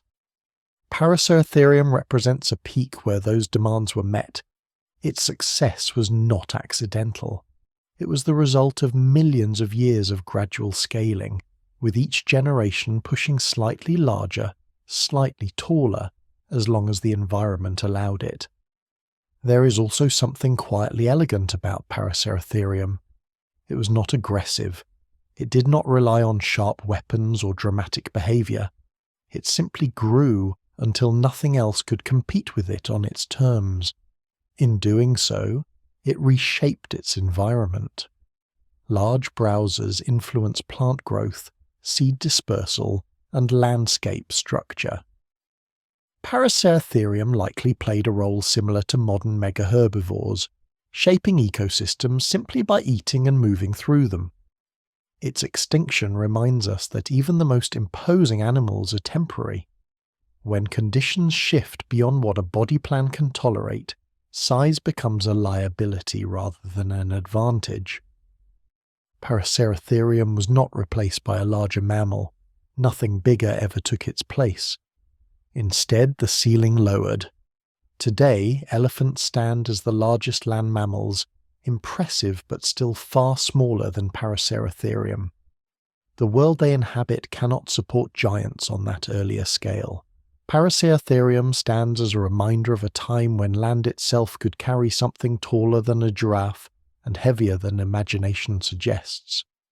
It walked across open plains, lifted its head into the trees, and fed calmly in a world that allowed mammals to reach truly monumental size. For a while, the Earth made room for a mammal that large, and Paraceratherium filled it. Glyptodon looked like a mammal that had decided compromise was no longer an option. Living from around 2 million years ago until roughly 11,000 years ago, Glyptodon roamed the grasslands and open woodlands of South America. It was related to modern armadillos, but that relationship becomes hard to believe once size enters the picture.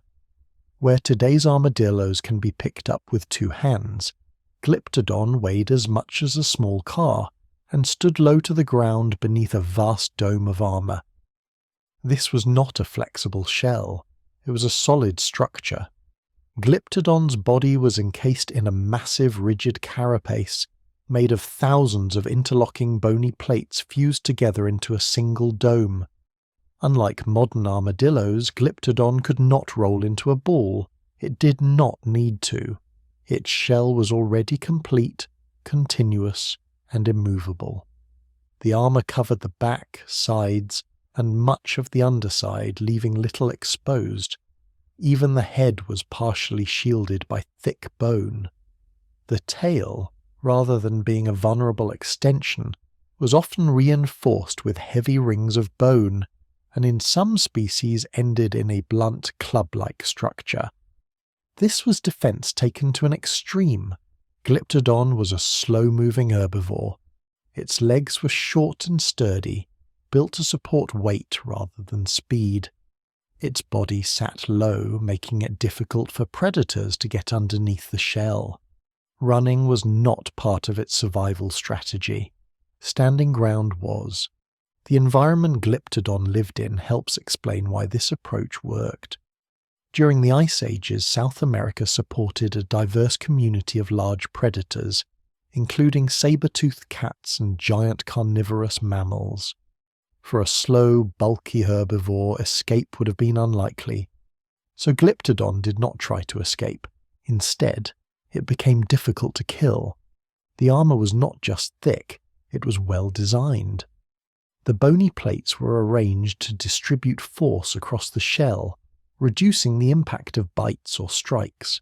Attacking from above would have been nearly pointless. Biting through the carapace would have required tremendous force, well beyond what most predators could deliver. Predators may have targeted juveniles or attempted to attack the limbs, but even then the risk would have been high. A full-grown Glyptodon was a poor return on investment. Too much effort, too much danger, too little reward. That imbalance likely kept Glyptodon relatively safe. Its head and teeth tell a calmer story. Glyptodon fed on low-growing vegetation, using blunt, grinding teeth suited for processing tough plant material. It grazed steadily, moving slowly across the landscape, consuming grasses and other hardy plants. Digestion would have been slow, supported by a large gut capable of breaking down fibrous food. Like many large herbivores, Glyptodon likely spent much of its day feeding and resting, conserving energy rather than expending it.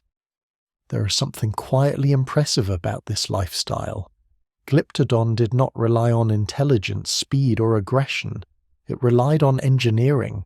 Its shell grew over its lifetime, thickening and expanding as the animal matured. Juveniles were smaller and more vulnerable, but as they grew, protection increased. By adulthood, the shell was an integral part of the animal's identity, not an accessory. This investment came at a cost. Carrying so much bone required energy. Growing and maintaining armor meant resources diverted away from speed, agility, and reproduction. Evolution accepted those trade-offs because the payoff was survival. And for a long time it worked. Glyptodon survived multiple climate shifts and coexisted with large predators for hundreds of thousands of years. It was a stable presence in its ecosystems, slow but resilient. Its downfall came not from predators with teeth and claws, but from a new kind of threat. As humans arrived in South America, the balance changed. A slow-moving animal with predictable habits and enormous amounts of meat became an attractive target. There is evidence that early humans hunted Glyptodon, and in some cases may have even used its shell as shelter. Unlike natural predators, humans could exploit patience, tools, and coordination.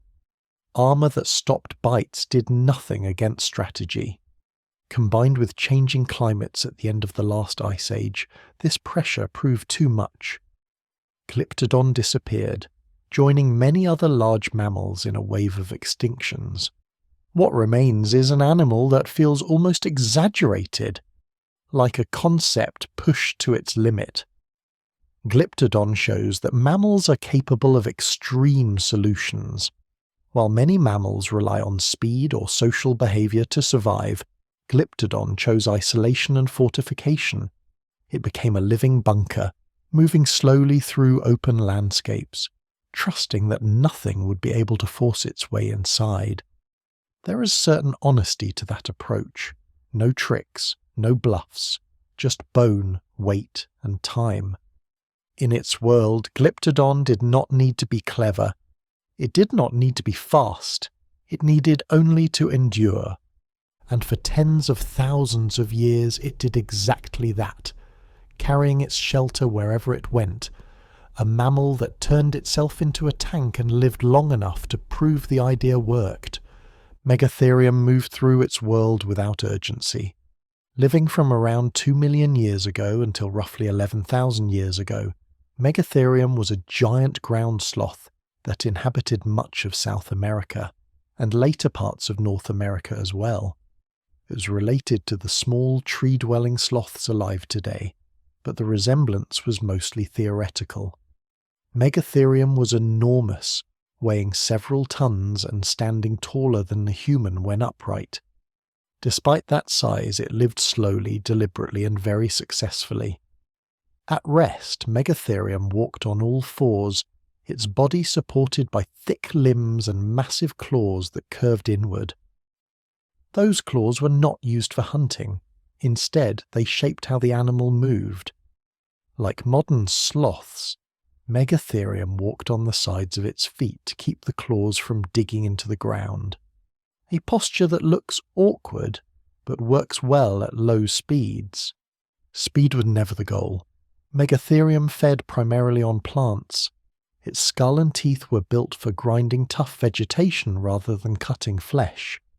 It likely consumed leaves, branches, and possibly roots, processing large quantities of food each day. A large gut and slow digestion allowed it to extract nutrients efficiently from fibrous plant material. This feeding strategy pairs naturally with the slow pace of life. Megatherium did not need to chase prey or flee quickly. It needed time, stability, and access to food. One of the most striking behaviors inferred from its skeleton is its ability to stand upright. When Megatherium rose onto its hind legs, it could balance using its powerful tail as a third support, forming a stable tripod. In this position, it stood as tall as a bear and could reach vegetation far above the ground. Standing upright also changed how it interacted with its environment.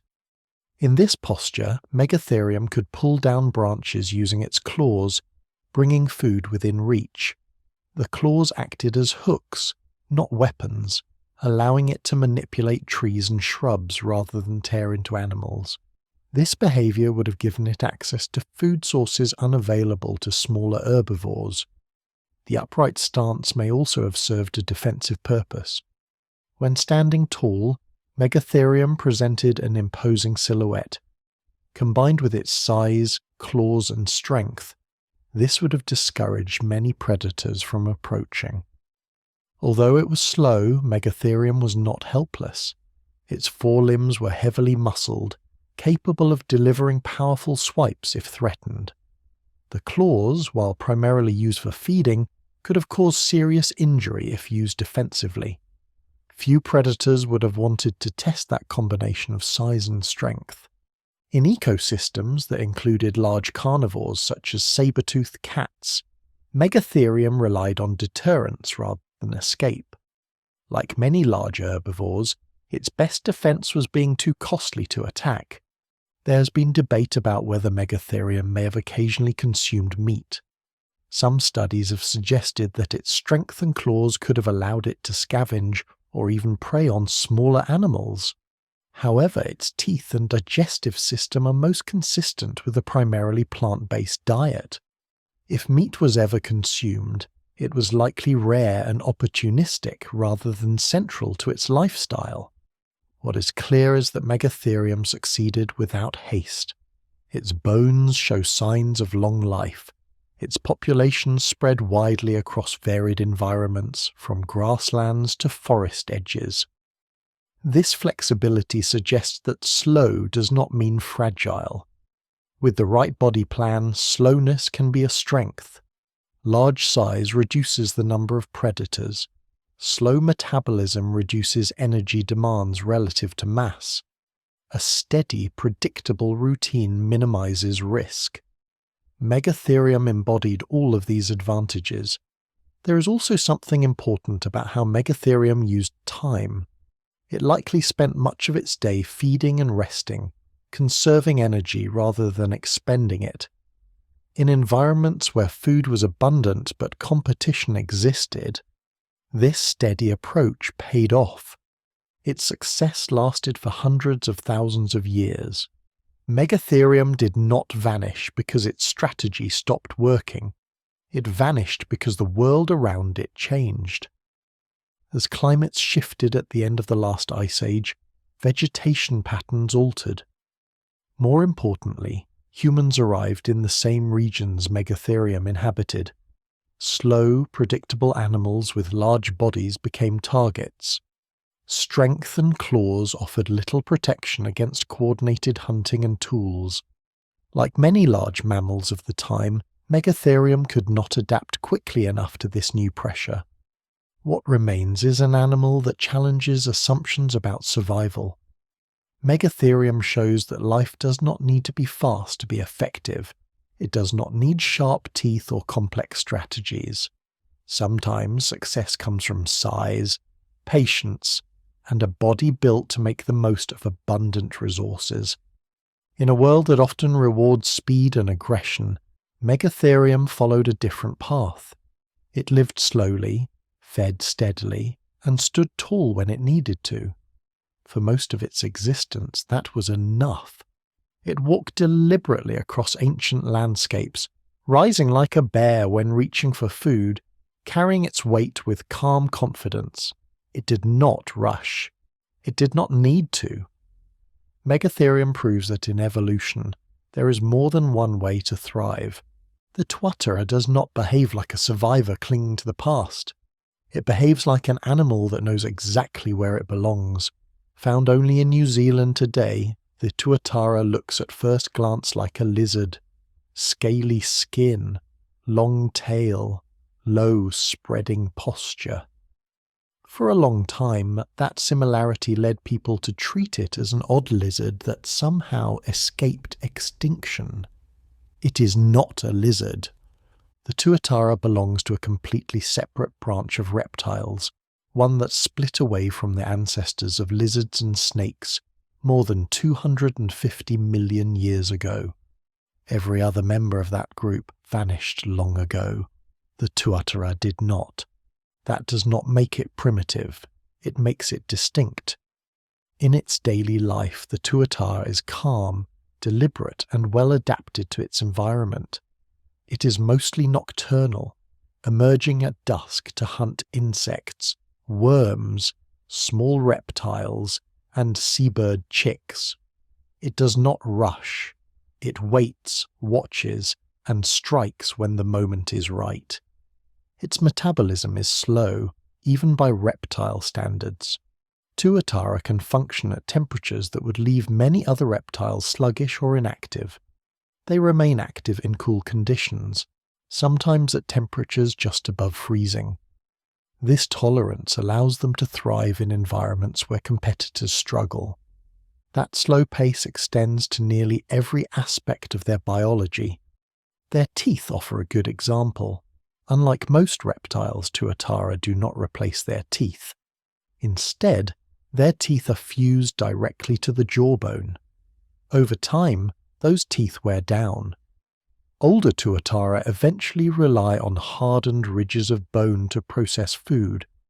This sounds like a disadvantage, but it fits their life perfectly. Their diet does not require sharp cutting edges. Their feeding is measured.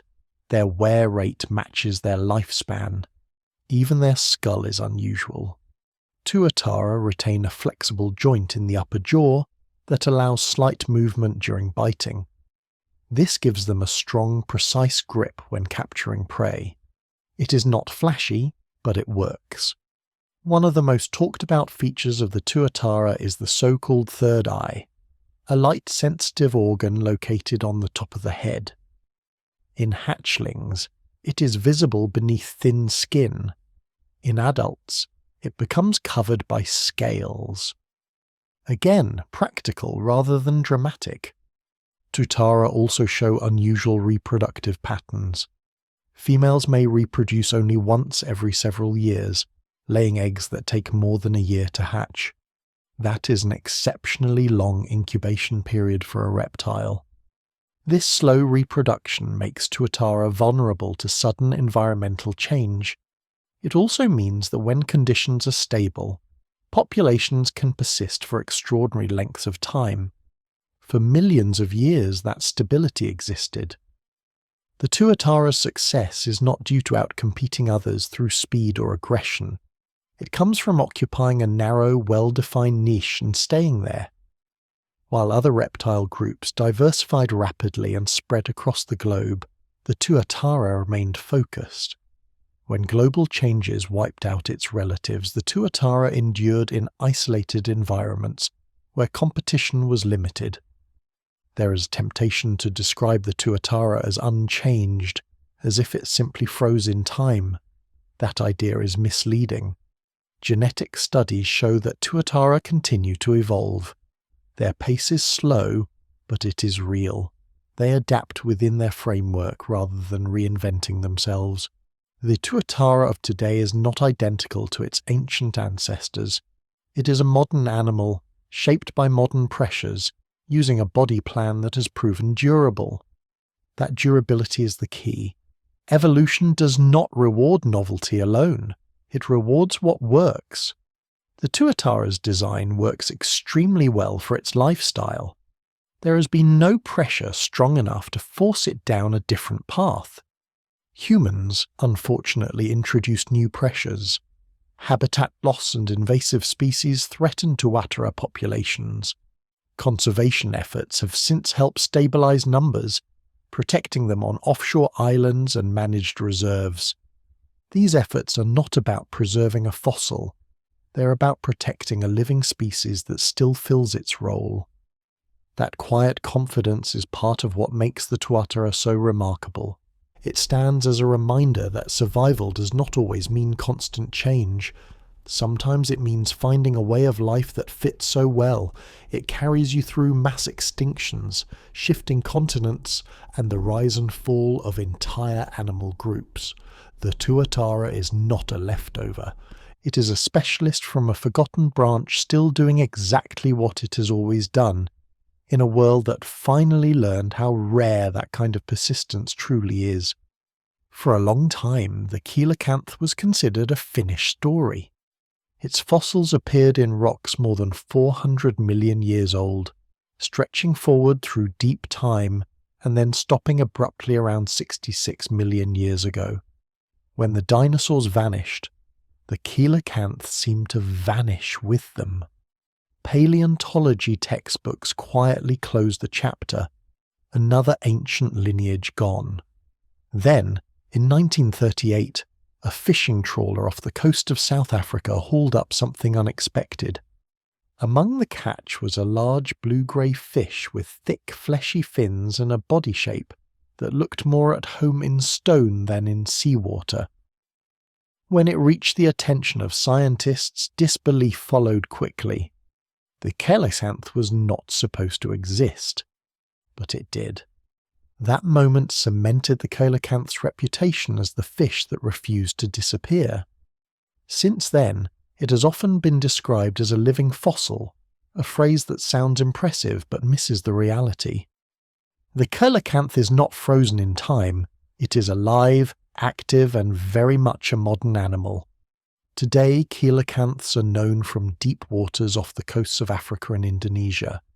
They live hundreds of meters below the surface, where sunlight barely penetrates and temperatures remain stable.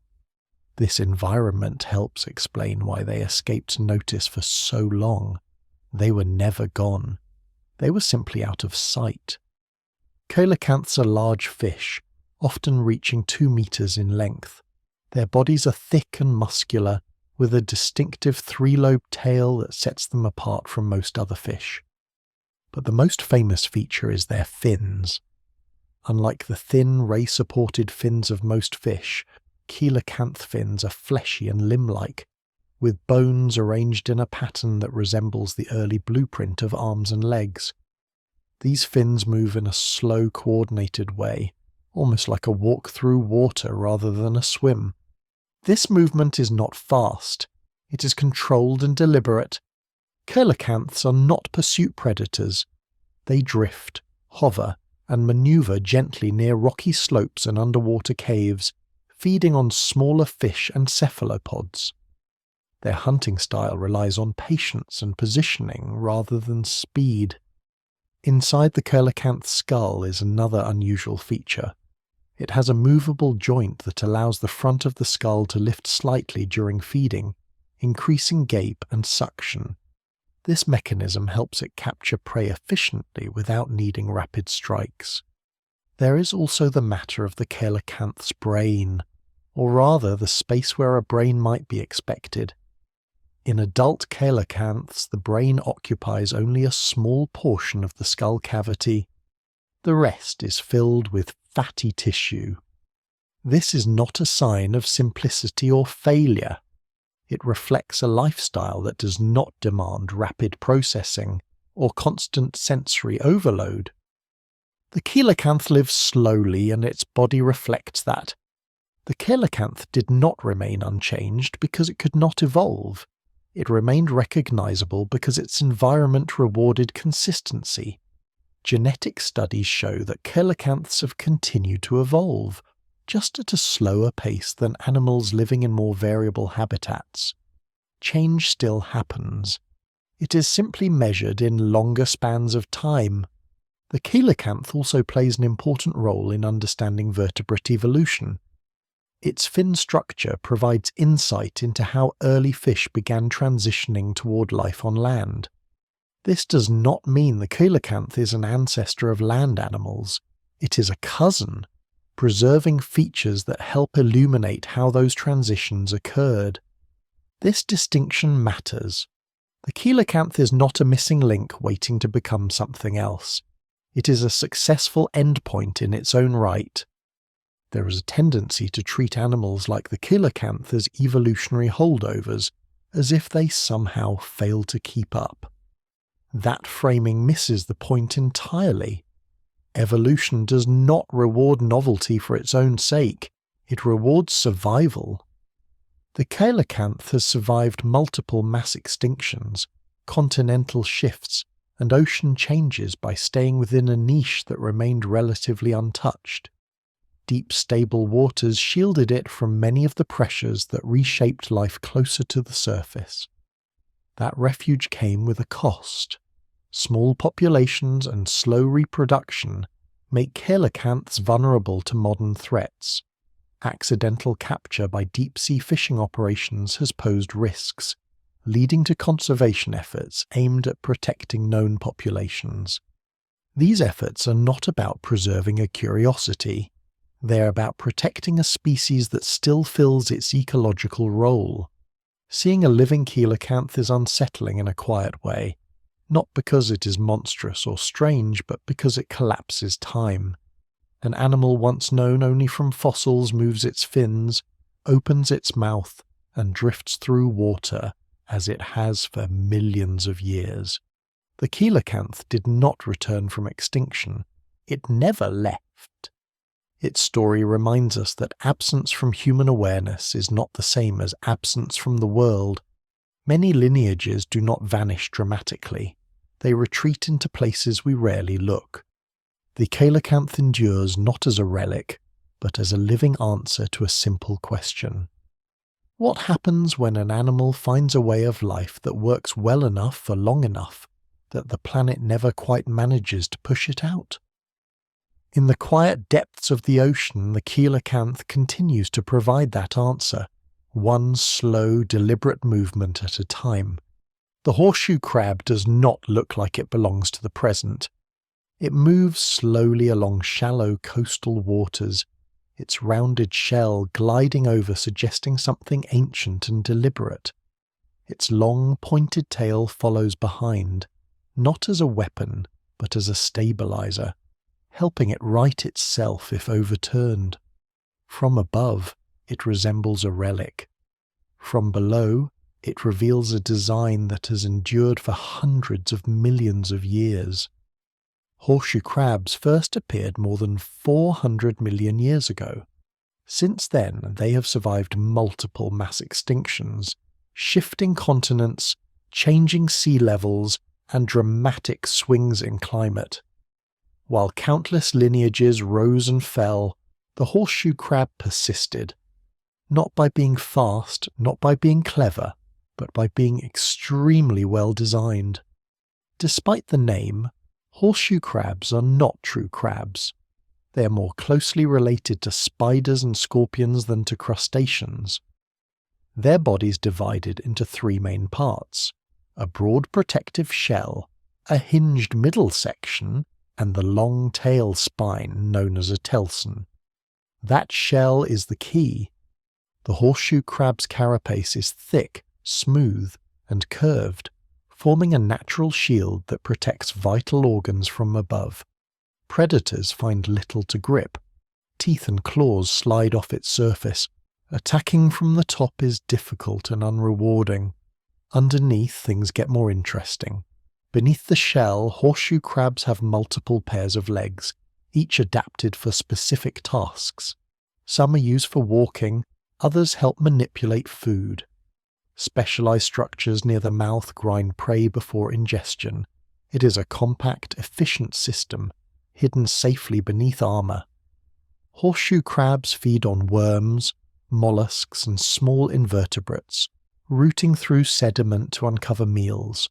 They do not chase, they do not ambush, they simply move forward, steadily processing the environment as they go. This feeding style is important. Horseshoe crabs do not rely on a single food source. They are generalists, able to consume whatever small prey is available in their habitat. That flexibility makes them resilient when conditions change. Their reproduction is equally pragmatic. During spawning seasons, horseshoe crabs gather in large numbers along sandy beaches. Females lay thousands of eggs, which males fertilize externally. Many of those eggs become food for birds and fish, but enough survive to maintain populations. High output balances high loss. Their development is slow but steady. Juveniles resemble miniature adults, molting repeatedly as they grow. Each molt allows the animal to increase in size while retaining the same basic body plan. No radical redesign is needed. The shape already works. One of the most remarkable features of horseshoe crabs lies in their blood. Unlike human blood, which uses iron-based hemoglobin, horseshoe crab blood relies on copper-based hemocyanin, giving it a blue colour. This blood is exceptionally sensitive to bacterial contamination. Even tiny amounts of bacterial toxins trigger clotting. This sensitivity has made horseshoe crab blood invaluable in modern medicine, where it is used to test the safety of vaccines, implants, and medical equipment. The same property that helped horseshoe crabs survive in microbe-rich environments now helps protect human health. This is persistence in an unexpected form. From an evolutionary perspective, the horseshoe crab succeeds because it avoids extremes. It is not specialized to a narrow niche. It does not depend on complex behaviors. Its sensory systems are sufficient rather than extravagant. Its body is robust rather than refined. When mass extinctions occur, specialists often vanish first.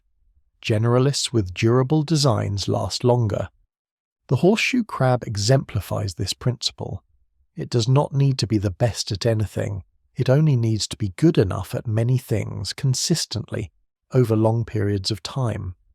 That said, persistence does not mean invulnerability. In recent history, horseshoe crab populations have faced pressure from habitat loss, overharvesting, and medical bleeding practices. Conservation efforts now aim to balance human use with population stability, recognizing that an animal which survived natural catastrophes can still be pushed toward decline by modern activity. Watching a horseshoe crab move along the shore, there is nothing dramatic about it. No speed, no display, no aggression, just steady motion, armor catching the light, legs working beneath the shell. That quiet competence is the reason it is still here. The horseshoe crab did not outcompete its rivals through innovation. It outlasted them through reliability. Its design solved the basic problems of survival early on, and the solutions remained valid as the world changed around it. While entire ecosystems collapsed and reformed, the horseshoe crab continued doing what it had always done, moving through shallow waters, feeding, reproducing, and enduring. It is not unchanged because it stopped evolving. It is unchanged because it never needed to start over. The horseshoe crab stands as a reminder that in evolution, the longest-lasting designs are often the simplest ones that refuse to break. Lungfish live in places where water cannot be trusted. They inhabit rivers, floodplains, and shallow pools that appear generous during wet seasons, and then quietly betray everything living in them when drought arrives. Oxygen drops, water warms, ponds shrink into mud. Most fish die, lungfish do not. They survive by doing something that feels like a contradiction. They breathe air. Lungfish first appeared more than 400 million years ago, and remarkably, they're still alive today. Modern species live in Africa, South America, and Australia, each adapted to environments where conditions can swing from abundance to disaster within months. Their defining feature is not speed or size, but flexibility. Inside a lungfish's body are true lungs, organs capable of extracting oxygen directly from air. These lungs are not decorative or occasional backups. In many species they are essential. When oxygen levels in water fall too low, lungfish surface and breathe just like terrestrial animals. This ability changes everything. Most fish rely entirely on gills, which only work efficiently when water is well oxygenated. Lungfish can switch strategies.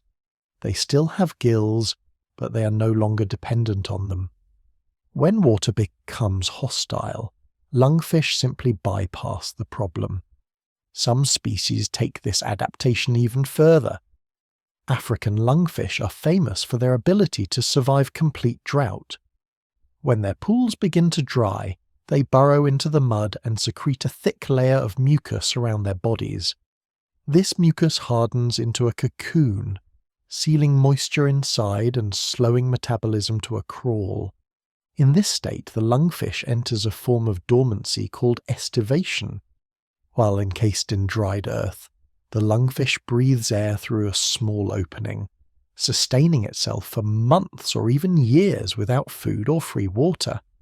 Its heart rate slows, its energy use drops, its body waits. When rains return, the mud softens, the cocoon dissolves, and the lungfish resumes life as if nothing happened. This is not a last-ditch emergency response. It is a routine part of the lungfish life cycle in harsh environments. Their bodies reflect this unusual lifestyle. Lungfish have elongated, flexible bodies and fleshy fins supported by bones rather than thin rays. These fins are not used for fast swimming. Instead, they allow lungfish to prop themselves up, maneuver along the bottom, and even move short distances across damp ground. Movement is slow, deliberate, and economical. Lungfish do not chase prey. They feed on invertebrates, small fish, and plant material, using crushing tooth plates rather than sharp teeth. Their jaws are designed to grind rather than slice, allowing them to process a wide range of food. This generalist diet is another key to their survival. When environments fluctuate, specialists struggle. Lungfish remain flexible. If one food source disappears, another often remains. Combined with their ability to slow their metabolism dramatically, this makes lungfish exceptionally resilient. There is temptation to frame lungfish as transitional creatures, halfway between fish and land animals. While they do offer insight into how air breathing evolved, this framing can miss the point. Lungfish are not trying to become something else. They're fully committed to being lungfish. Their anatomy is not incomplete or temporary. It is refined for life at the edge of habitability. Lungs, gills, robust fins, slow metabolism, and tolerance for low oxygen all work together as a single system. This system has worked for an extraordinary length of time. Lungfish survived multiple mass extinctions, including the one that wiped out most marine species at the end of the Devonian period. They endured continental drift, climate shifts, and repeated cycles of drying and flooding. They did so by refusing to commit entirely to either water or land. Instead, they occupy the boundary between the two. In Australia, the lungfish lives in relatively stable rivers and does not estivate, relying on its lungs primarily during low oxygen conditions. In Africa and South America, lungfish face far harsher cycles, and their extreme survival strategies reflect that pressure. This variation shows that lungfish are not frozen in time. Different species adapted differently, fine-tuning the same basic toolkit to local conditions. Their longevity is not due to stubbornness, it is due to adaptability. There's also something quietly unsettling about lungfish survival. While most animals depend on stable ecosystems, lungfish thrive where stability collapses. Drought, heat, stagnation, and decay do not end their story, they trigger it. When conditions worsen, lungfish slow down rather than panic. They retreat rather than fight. They wait rather than flee. This is a very different approach to survival than speed or aggression. It is also extremely effective. Modern lungfish can live for decades. Some individuals kept in captivity have survived for over 50 years. Their slow pace of life extends not just across seasons, but across generations. Breathing air was not a dramatic leap onto land. For lungfish, it was a practical solution to a recurring problem. Water cannot always be trusted. Air usually can. That simple insight carried lungfish through hundreds of millions of years of planetary change. Today, lungfish still surface to breathe, still endure drying rivers, still wait patiently in mud when the world becomes unlivable. They are not relics replaying ancient behaviours. They are living animals, actively navigating extreme conditions using tools that remain as relevant now as they were when forests were new and land was still an experiment. Lungfish did not learn to breathe air in order to leave the water. They learned to breathe air so they could survive when the water left them. The platypus looks like an argument that evolution does not care about neat categories. At first glance, it seems stitched together from unrelated ideas. A flat bill like a duck, dense fur like an otter, webbed feet, a tail built for swimming. It lays eggs. It produces milk. Males carry venomous spurs on their hind legs. Even now, it feels slightly unreal. When the first platypus specimens reached Europe in the late 18th century, some scientists suspected a hoax. The animal looked too contradictory to be genuine. A mammal that laid eggs was already strange enough. Add a bill, webbing and venom, and suspicion felt reasonable. The problem was not the platypus. The problem was expectation. The platypus is a monotreme, part of a small group of mammals that branched off early in mammalian evolution. It does not follow the rules set by placental mammals or marsupials because it diverged before those rules existed. That does not make it incomplete. It makes it independent. The platypus lives in freshwater rivers and streams of eastern Australia, where it spends much of its time foraging underwater. Its body is built for this environment from nose to tail. The bill is not just a beak-like ornament. It is one of the most sophisticated sensory tools found in any mammal. Beneath the smooth surface are thousands of receptors that detect tiny electrical signals produced by muscle contractions in prey. When a shrimp twitches or a worm moves, the platypus senses it instantly. Underwater, vision is unreliable. The platypus closes its eyes, ears, and nostrils while diving. It does not need them. The bill becomes its primary interface with the world, allowing it to hunt by feel and electrical perception combined. This feeding method is precise and efficient. The platypus sweeps its bill back and forth along the riverbed, collecting small invertebrates such as insect larvae, worms, and crustaceans. It stores food in cheek pouches, surfacing periodically to grind it up with tough pads rather than teeth. Adult platypuses do not have teeth. They do not need them. Their limbs tell another part of the story. The webbed front feet act like paddles, providing propulsion through water. On land, the webbing folds back, exposing claws that allow the platypus to dig burrows into riverbanks. These burrows serve as shelter and nesting sites, offering protection from predators and temperature extremes. The tail is broad and flat, storing fat reserves that help sustain the animal during times when food is scarce. It also aids in steering while swimming, adding stability to the platypus's movement.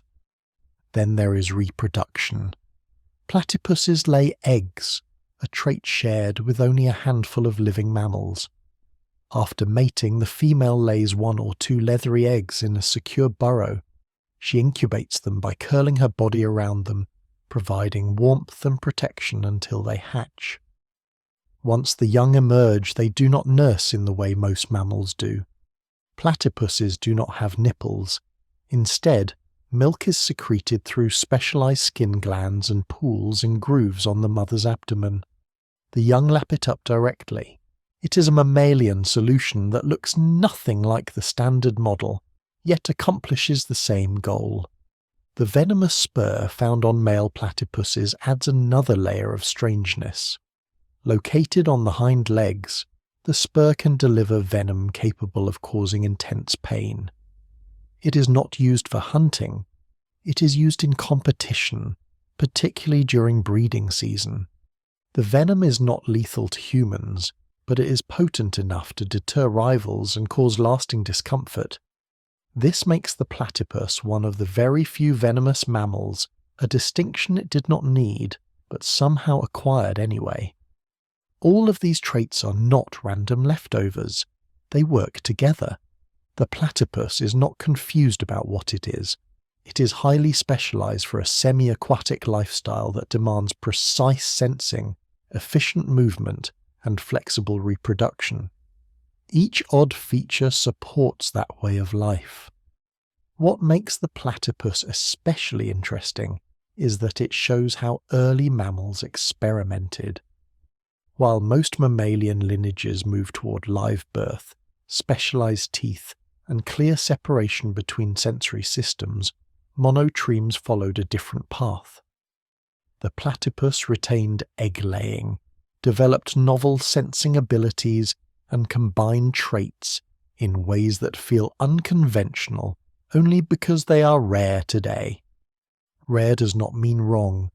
The platypus has survived environmental changes, predators, and competition for millions of years. It did so by carving out a niche that few others could exploit.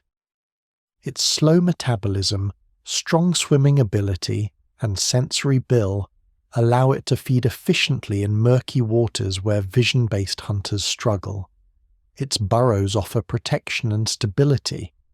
Its reproductive strategy works well in environments where raising young in hidden locations reduces risk. There is also something quietly charming about the platypus's demeanor. It is not aggressive. It does not dominate its environment. It simply goes about its business, diving, sensing, collecting, resting. The humor comes not from exaggeration, but from the fact that this animal exists at all. The platypus is often described as a patchwork or a puzzle, but that framing misses the elegance of the result. It is not assembled from spare parts. It is assembled from solutions. Each strange trait answers a specific problem: how to hunt without sight, how to move between water and land, how to reproduce safely, how to compete without constant violence. The platypus does not break the rules of biology. It reveals how flexible those rules have always been. In a world that likes clean categories, the platypus refuses to cooperate. It stands as a reminder that evolution is not a straight line toward refinement, but a branching process filled with experiments that worked well enough to last. And the platypus has lasted, not as a curiosity, not as a mistake, but as a living, breathing mammal that simply chose a different way to be one.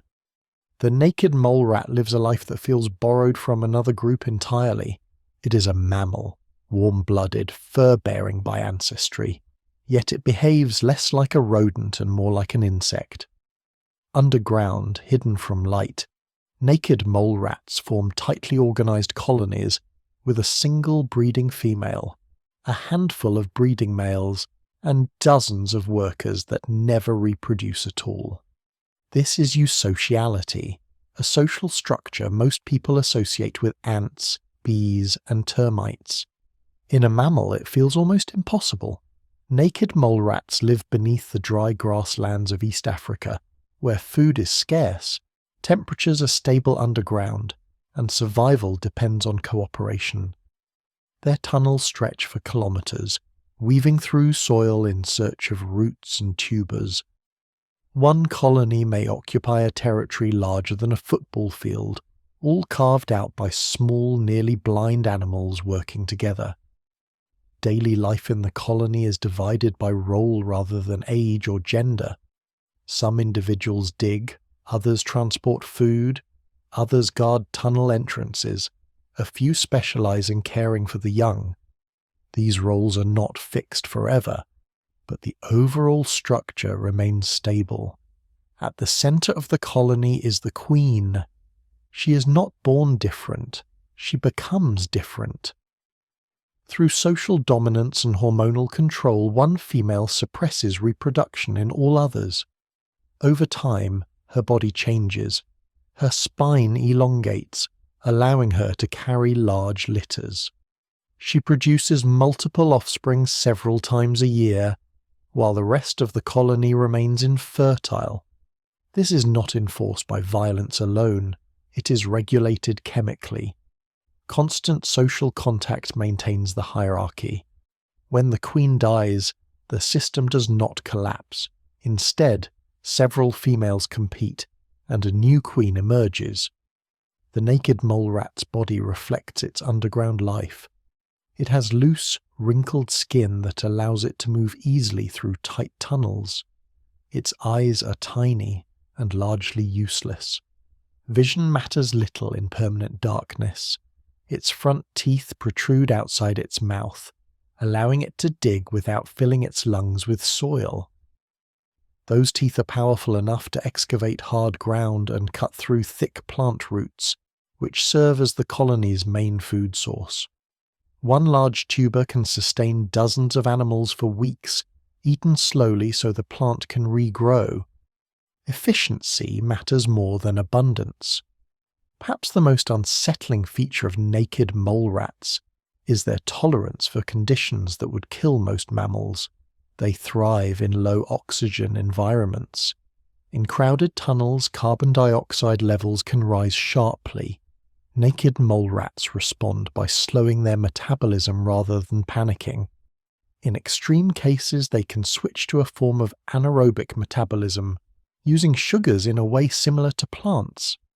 This allows their cells to survive without oxygen for extended periods, a feat unheard of in most mammals. Their bodies also handle pain differently. Naked mole rats lack certain neurotransmitters involved in transmitting pain signals from the skin. Acidic environments, such as high carbon dioxide air, do not cause the same burning sensation they would in other animals. In the tunnels, this is not a curiosity, it is a necessity. Longevity is another surprise. Despite their small size, naked mole rats can live for over 30 years, far longer than most rodents. They show little sign of aging for much of that time. Cancer is extremely rare among them, and their cells exhibit unique protective mechanisms that prevent uncontrolled growth. This longevity makes sense in context. In a eusocial system, individuals invest less in reproduction and more in maintenance. When survival of the group matters more than individual turnover, long life becomes advantageous. The naked mole rat's biology reflects this shift. Their social behavior reinforces it. Individuals rarely leave the colony. Dispersal is risky and uncommon. Safety comes from numbers, from shared labor, from tunnels that buffer the outside world. Predators are avoided not through speed or aggression, but by staying hidden. Above ground, naked mole rats are awkward and vulnerable. Below ground, they are perfectly at home. This lifestyle challenges deeply held assumptions about mammals. Mammals are supposed to be independent breeders.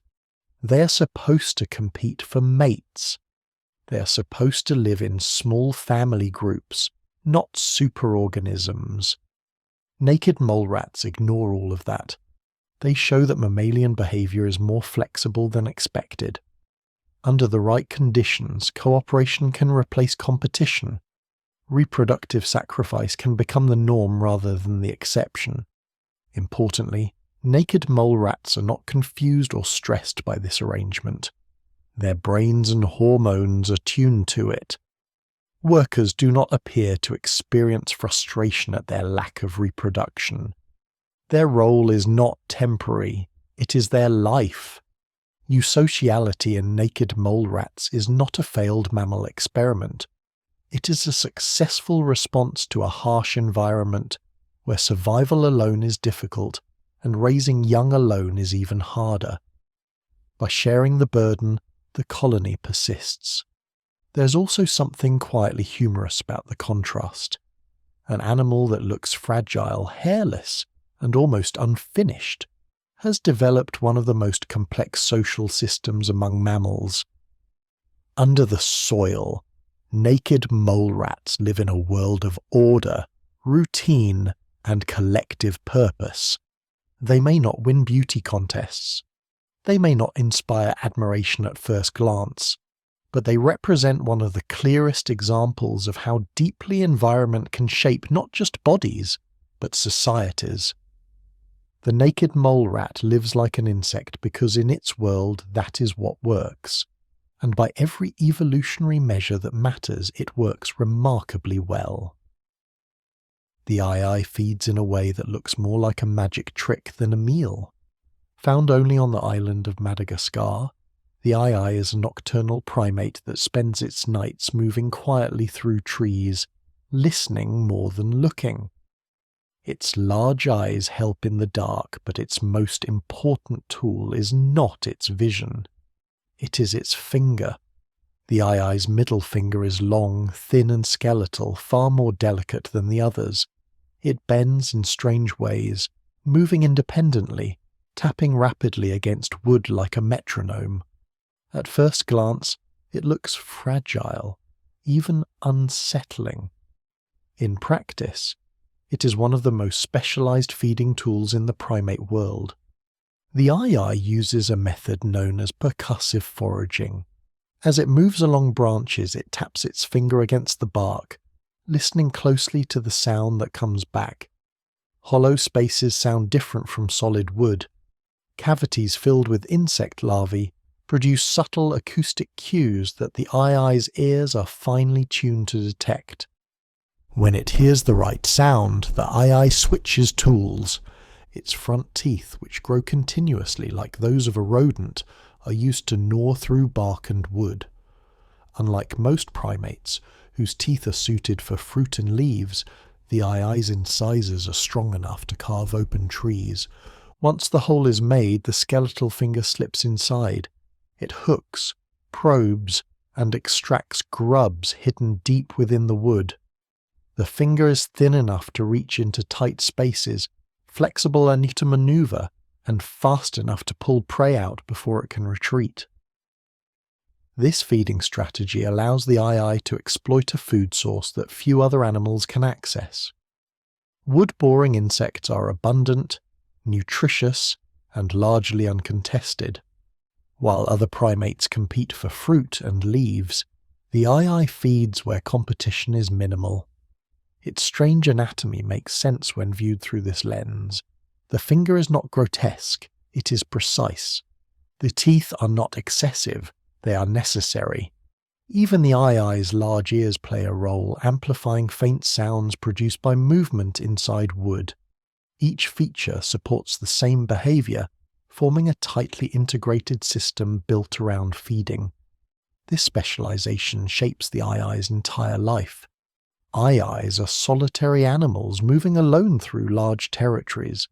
Their feeding method is slow and methodical, tapping, listening, gnawing, extracting, repeating the process again and again through the night. There is no need for speed or group coordination. Success comes from patience. Their diet is not limited to insects. Eyes also eat fruit, seeds, nectar, and fungi, using the same finger to scoop soft food or pry open tough shells. This flexibility helps them survive seasonal changes when insect availability fluctuates. Still, it is the finger that defines them. That finger has also shaped how humans perceive the eye, often unfairly. In some local traditions, the eye is considered an omen of bad luck or misfortune.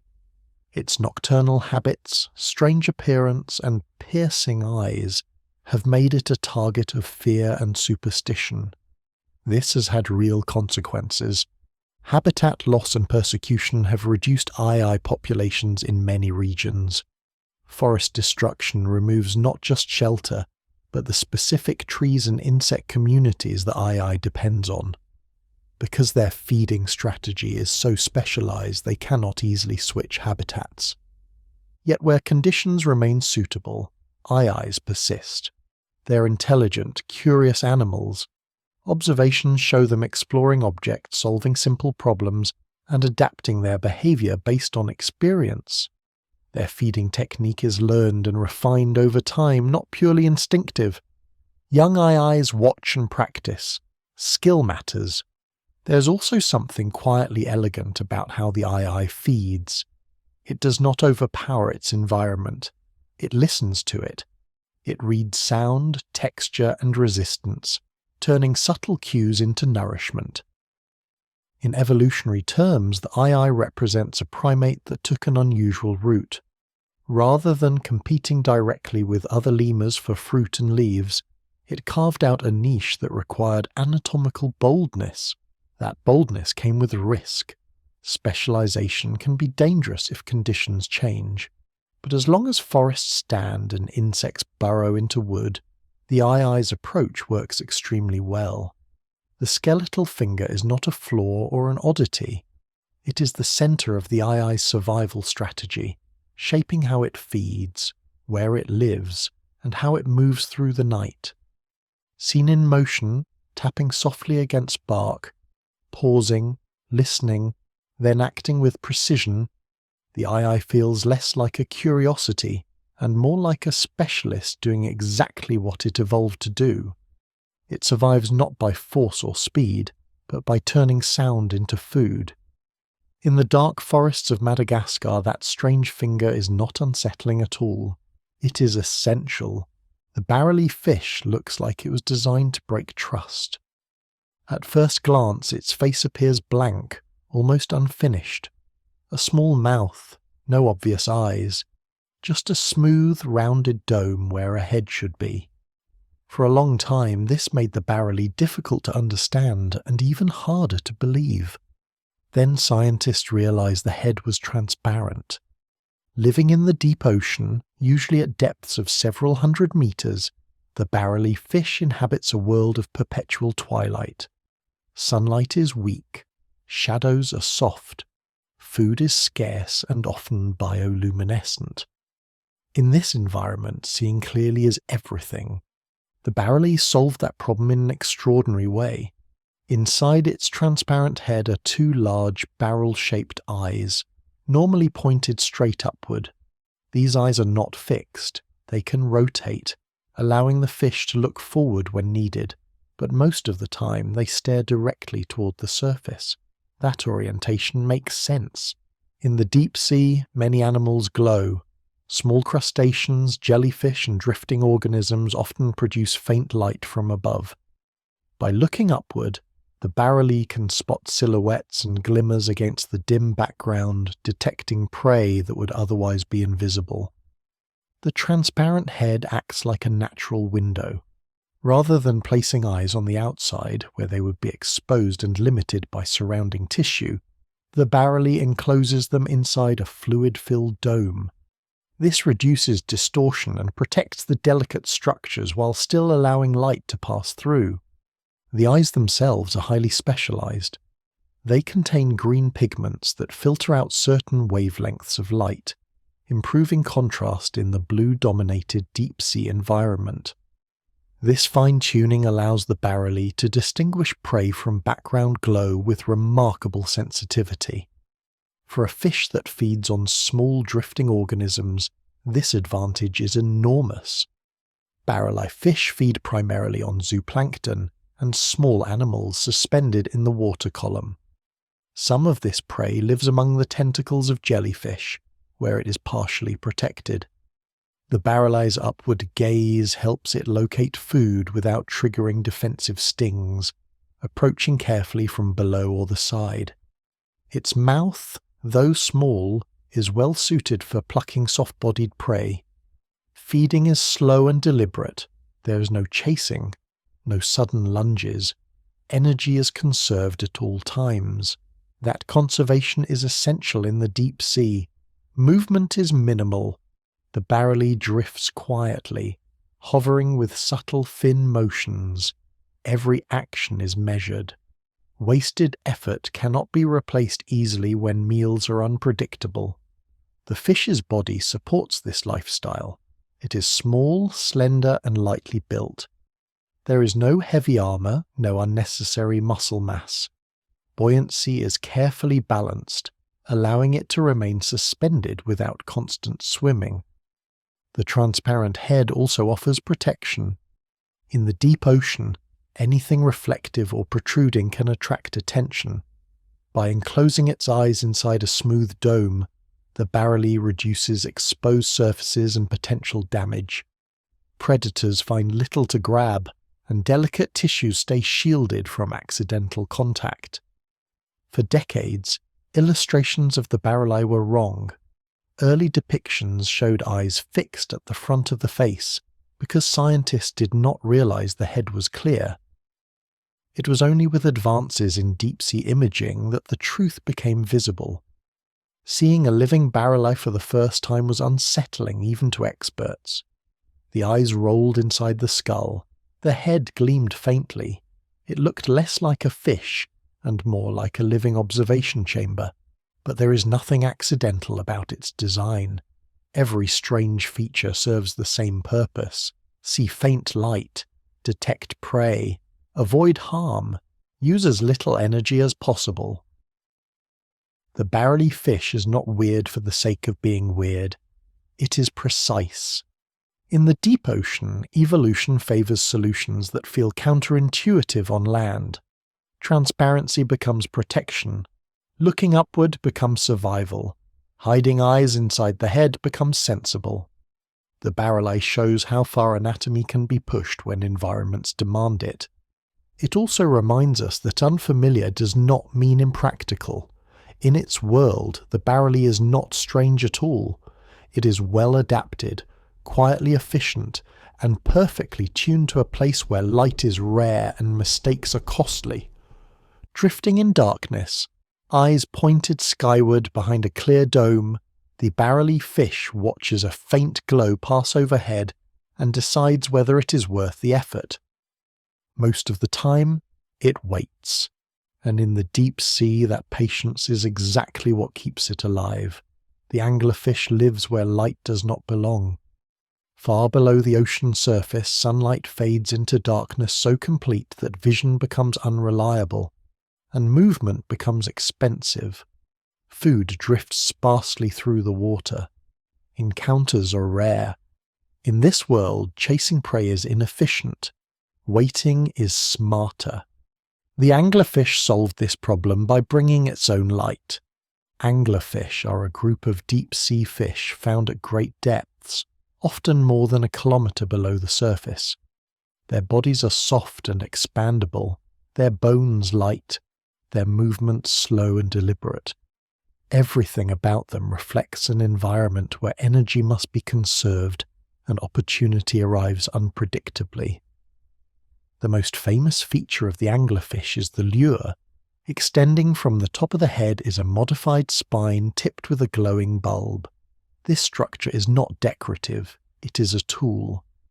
Inside the bulb live bioluminescent bacteria that produce light through chemical reactions. The fish does not generate the light itself, it maintains a living lantern. In the deep sea, light attracts attention. Small fish and invertebrates are drawn to glows in the darkness, mistaking them for food, mates, or signals. The anglerfish positions its lure just in front of its mouth and waits. When something approaches closely enough, the fish opens its jaws and the encounter ends. There is no chase, no pursuit, just patience and timing. The anglerfish's mouth is perfectly suited to this strategy. It is enormous relative to the body, lined with long inward-pointing teeth. The jaws can open wide enough to swallow prey, nearly as large as the anglerfish itself. The stomach stretches to accommodate meals that arrive rarely, but must last a long time. This ability to eat large prey is essential. In the deep sea, meals are unpredictable. When food appears, it must be used fully. Anglerfish do not waste opportunities. Their bodies are not built for speed or endurance. Muscles are reduced. Fins are used for subtle positioning rather than propulsion. Drifting is common. Movement is minimal. Energy is spent only when necessary. Bioluminescence makes this strategy possible. Without the lure, the anglerfish would be forced to roam, searching blindly in darkness. That would be inefficient and risky. By using light as bait, the fish reverses the usual predator-prey relationship. Prey comes to it. The light itself can be controlled. Anglerfish can vary the brightness and movement of the lure, creating subtle motions that mimic living organisms. Some species have multiple glowing points, others have elongated filaments. Each variation reflects the specific environment and prey types encountered. The lure is not the only strange feature. In many deep-sea anglerfish species, males and females live very different lives. Females are much larger and carry the lure. Males are tiny by comparison, sometimes little more than a pair of nostrils and reproductive organs attached to a small body. When a male encounters a female, he bites onto her body and does not let go. Over time, the male fuses with the female's tissues. His circulatory system connects to hers. He loses his eyes, his digestive system, and his independence. He becomes a permanent source of sperm, living off the female's blood supply. This sounds extreme, but it solves a deep-sea problem. Finding a mate in the vast darkness of the deep ocean is incredibly difficult. Encounters are rare. By permanently attaching, the male ensures that when the female is ready to reproduce, fertilization is guaranteed. This reproductive strategy reflects the same principle as the anglerfish's hunting style. When opportunity is rare, do not let it go. The female, meanwhile, continues her life largely unchanged. She hunts, feeds, and drifts through darkness with her glowing lure, carrying her mate with her as a biological certainty rather than a temporary partner. Anglerfish anatomy supports this life of waiting. Their skin is often dark or mottled, blending into the surrounding water. Some species have loose, sagging bodies that reduce outlines and reflections. Predators that rely on vision struggle to distinguish the fish from the background. The eyes are functional but not dominant. Senses such as smell and lateral line detection play important roles in detecting movement and changes in water pressure. But the primary interface with the environment remains the lure. Light becomes language. It signals, it tempts, it deceives. Bioluminescence in the deep sea is common, but the anglerfish uses it differently. Many animals glow to confuse predators or communicate with their own kind. The anglerfish uses light as a weapon, turning curiosity into vulnerability. There is something unsettling about this, but it is also efficient. Anglerfish do not need to be fast. They do not need to be strong. They need only to be convincing.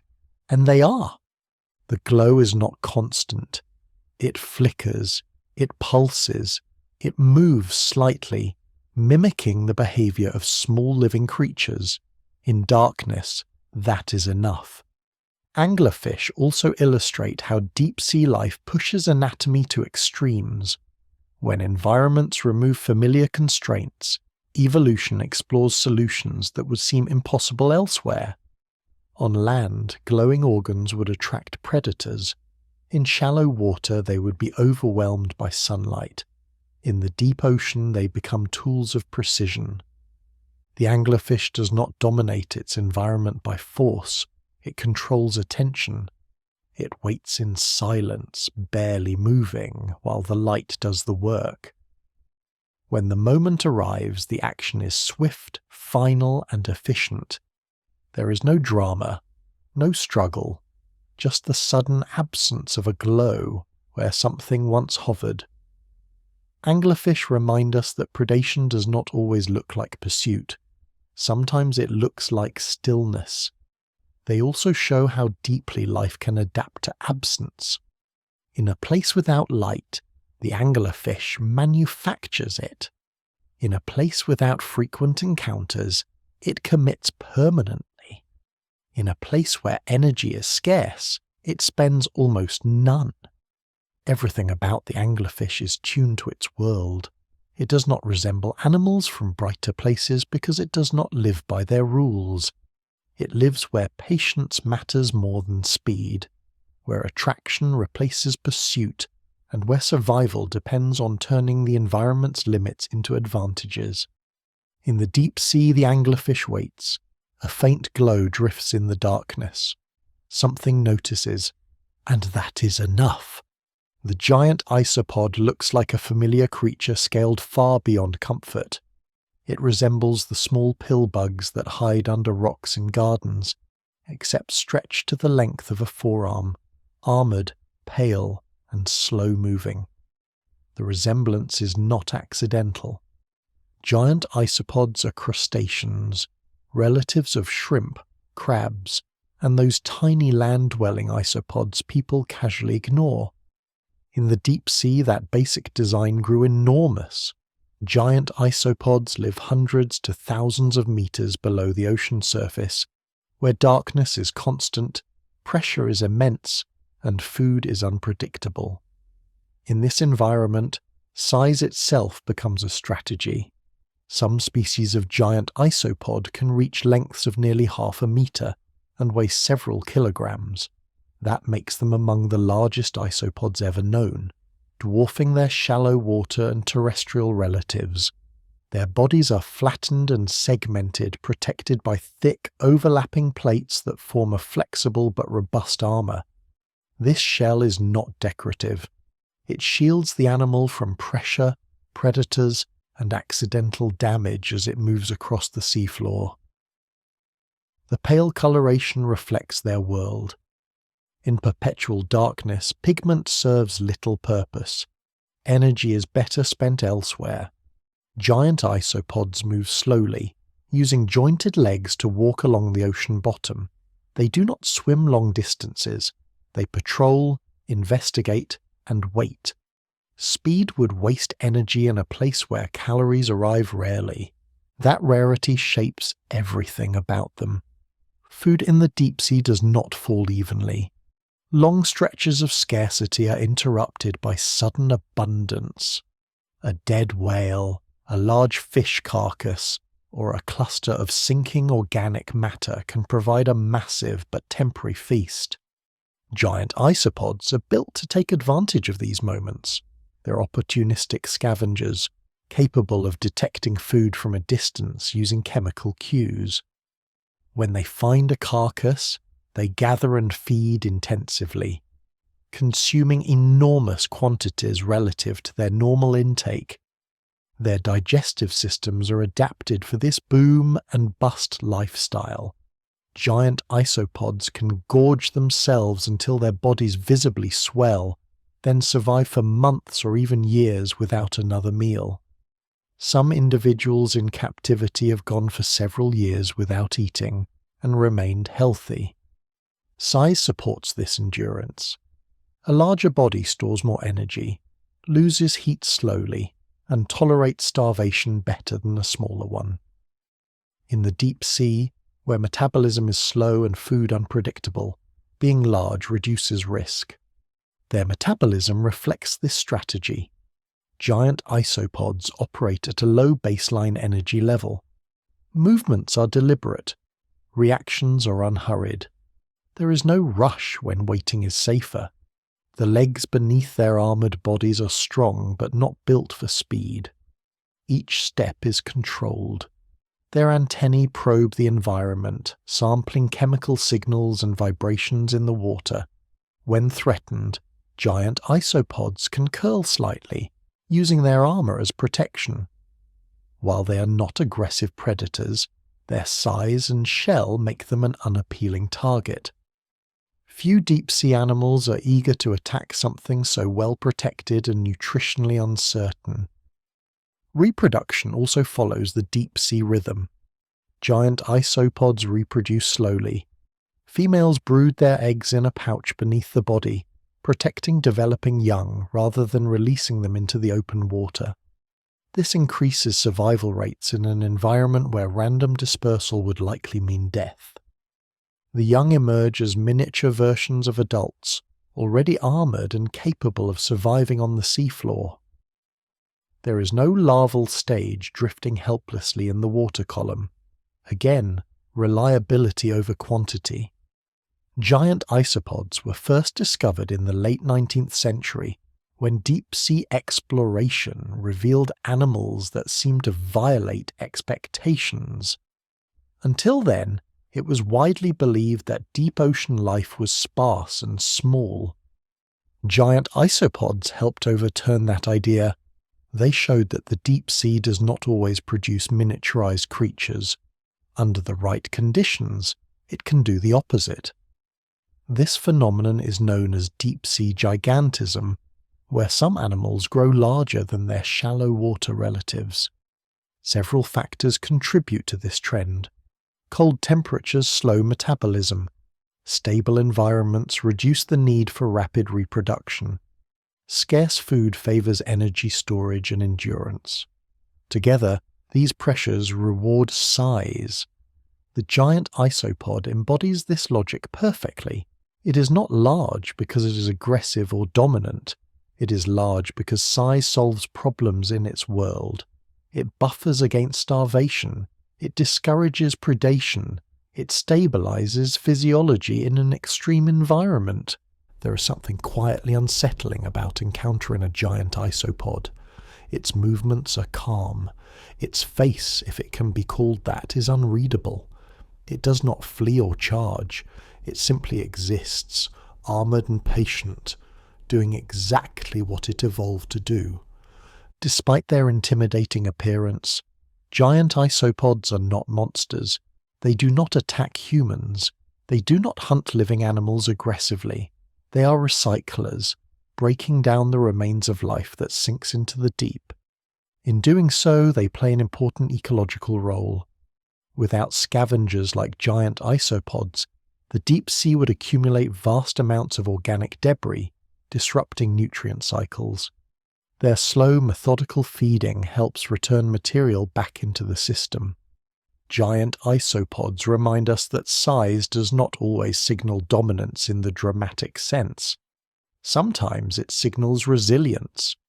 They also show how evolution stretches familiar forms into unfamiliar extremes when conditions demand it.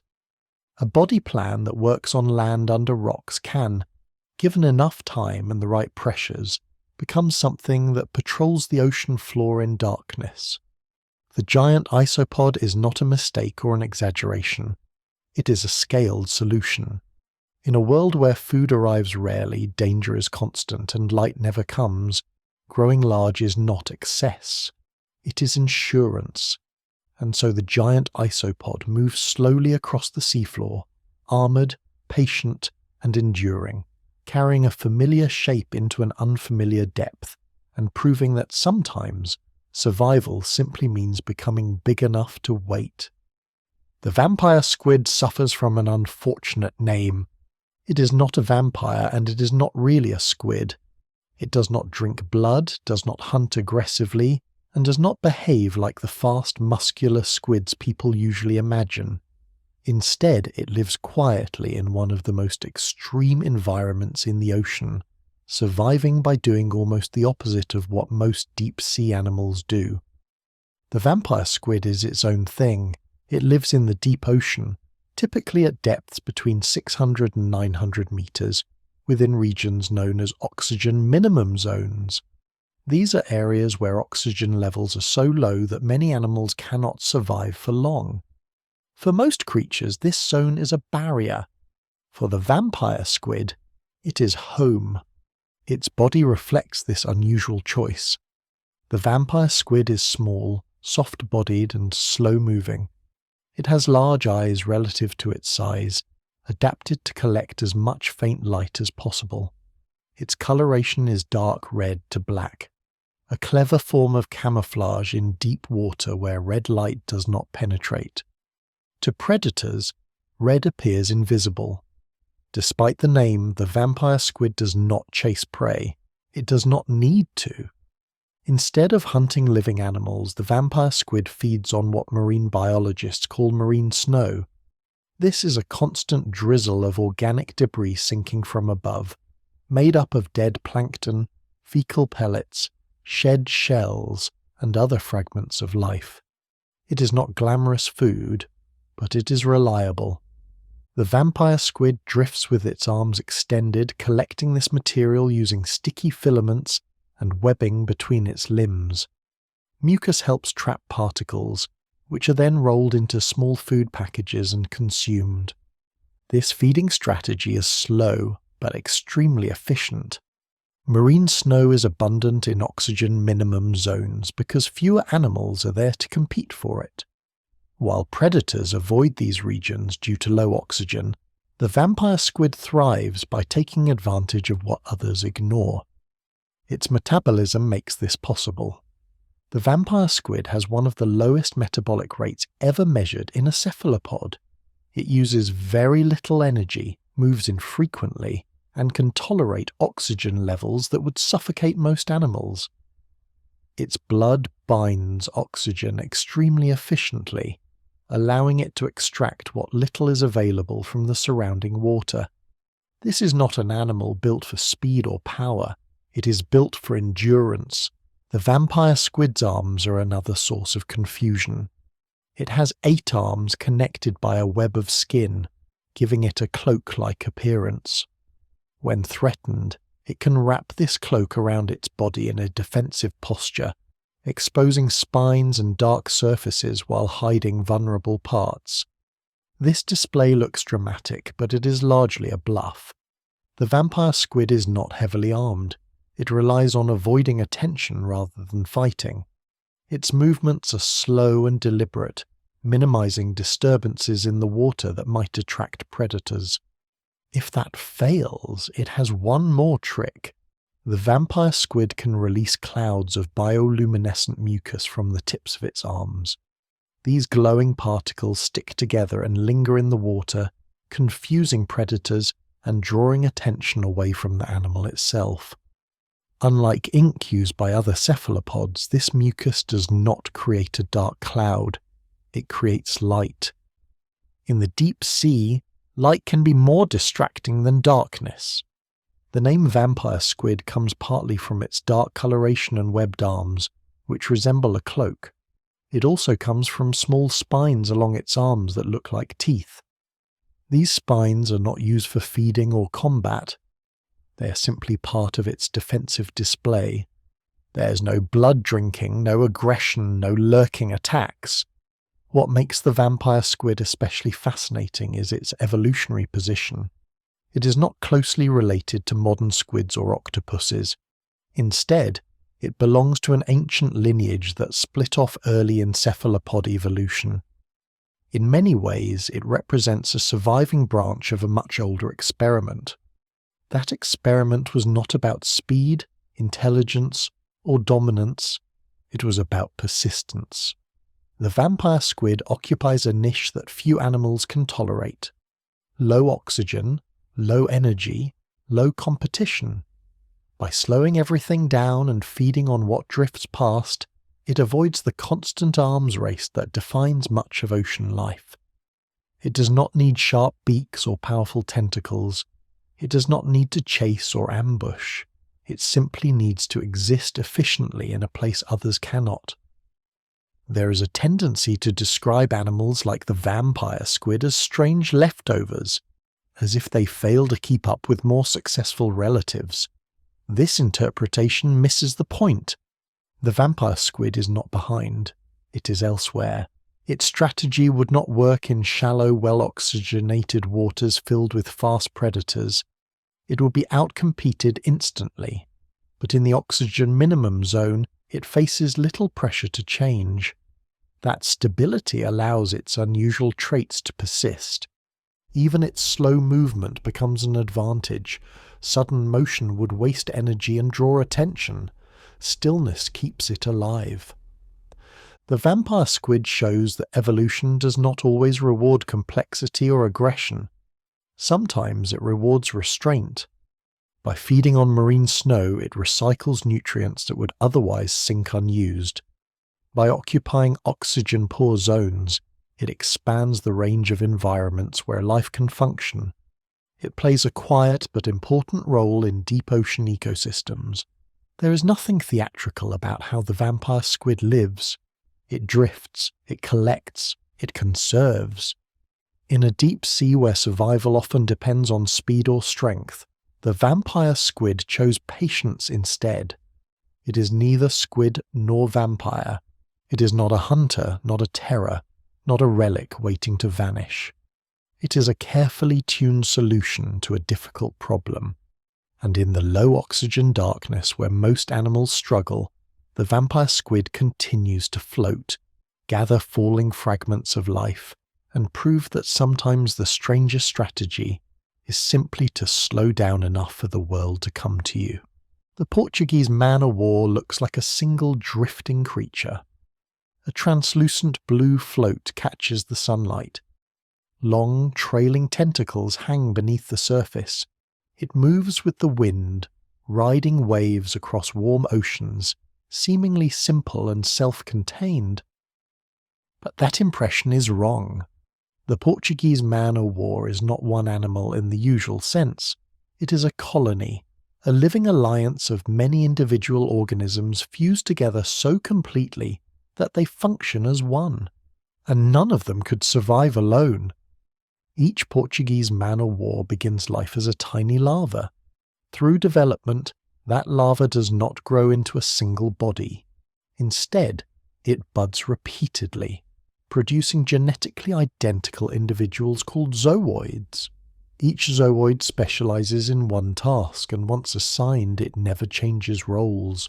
There is no redundancy, there is no independence, there is only cooperation. One zooid becomes the float, the gas-filled structure that keeps the colony at the surface. This float, often mistaken for a jellyfish bell, acts as a sail. It catches the wind and determines where the colony drifts. It cannot feed, it cannot sting, it exists solely to keep the rest of the colony afloat. Other zooids become feeders. They handle digestion, breaking down captured prey and distributing nutrients throughout the colony. Without them, nothing eats.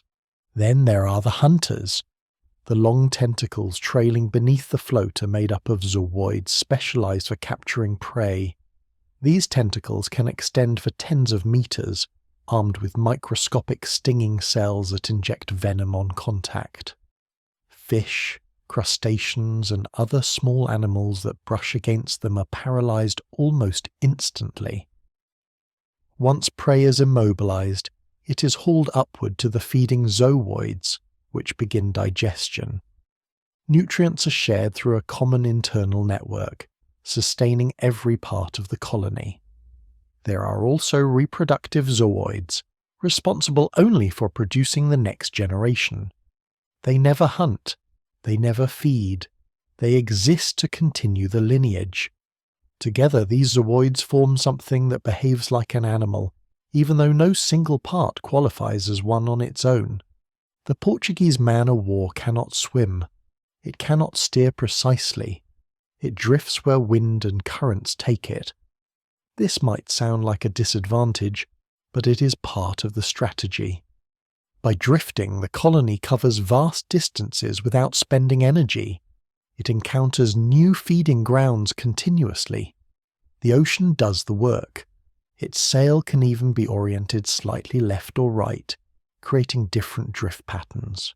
Some individuals are biased to one direction, others the opposite. This reduces the chance that entire populations wash ashore at once. Survival through variation. The venom of the Portuguese man-o'-war is potent. It is designed to stop fast-moving prey immediately. For humans, contact is painful and sometimes dangerous, but humans are not the target. The venom evolved to capture fish in open water, where hesitation means escape. Despite its fearsome reputation, the Portuguese man-o'-war is not aggressive. It does not pursue. It does not attack deliberately. Its stings are defensive side effects of feeding structures that cannot distinguish between prey and accident. Once prey is captured, the colony feeds slowly. Digestion takes time. There is no rush. Drifting continues while the internal systems process the meal. Predators do exist. Some animals have learned to exploit the man-o'-war despite its venom. Certain fish and sea slugs can feed on its tentacles without harm, stealing both food and stinging cells. Sea turtles are known to consume man-o'-wars whole, largely unaffected by the venom.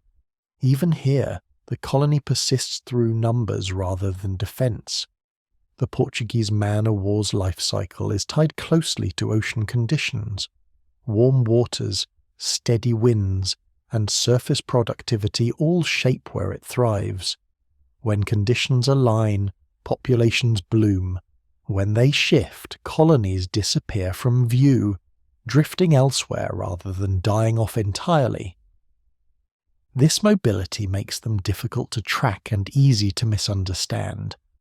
They are often mistaken for jellyfish, but they are not closely related.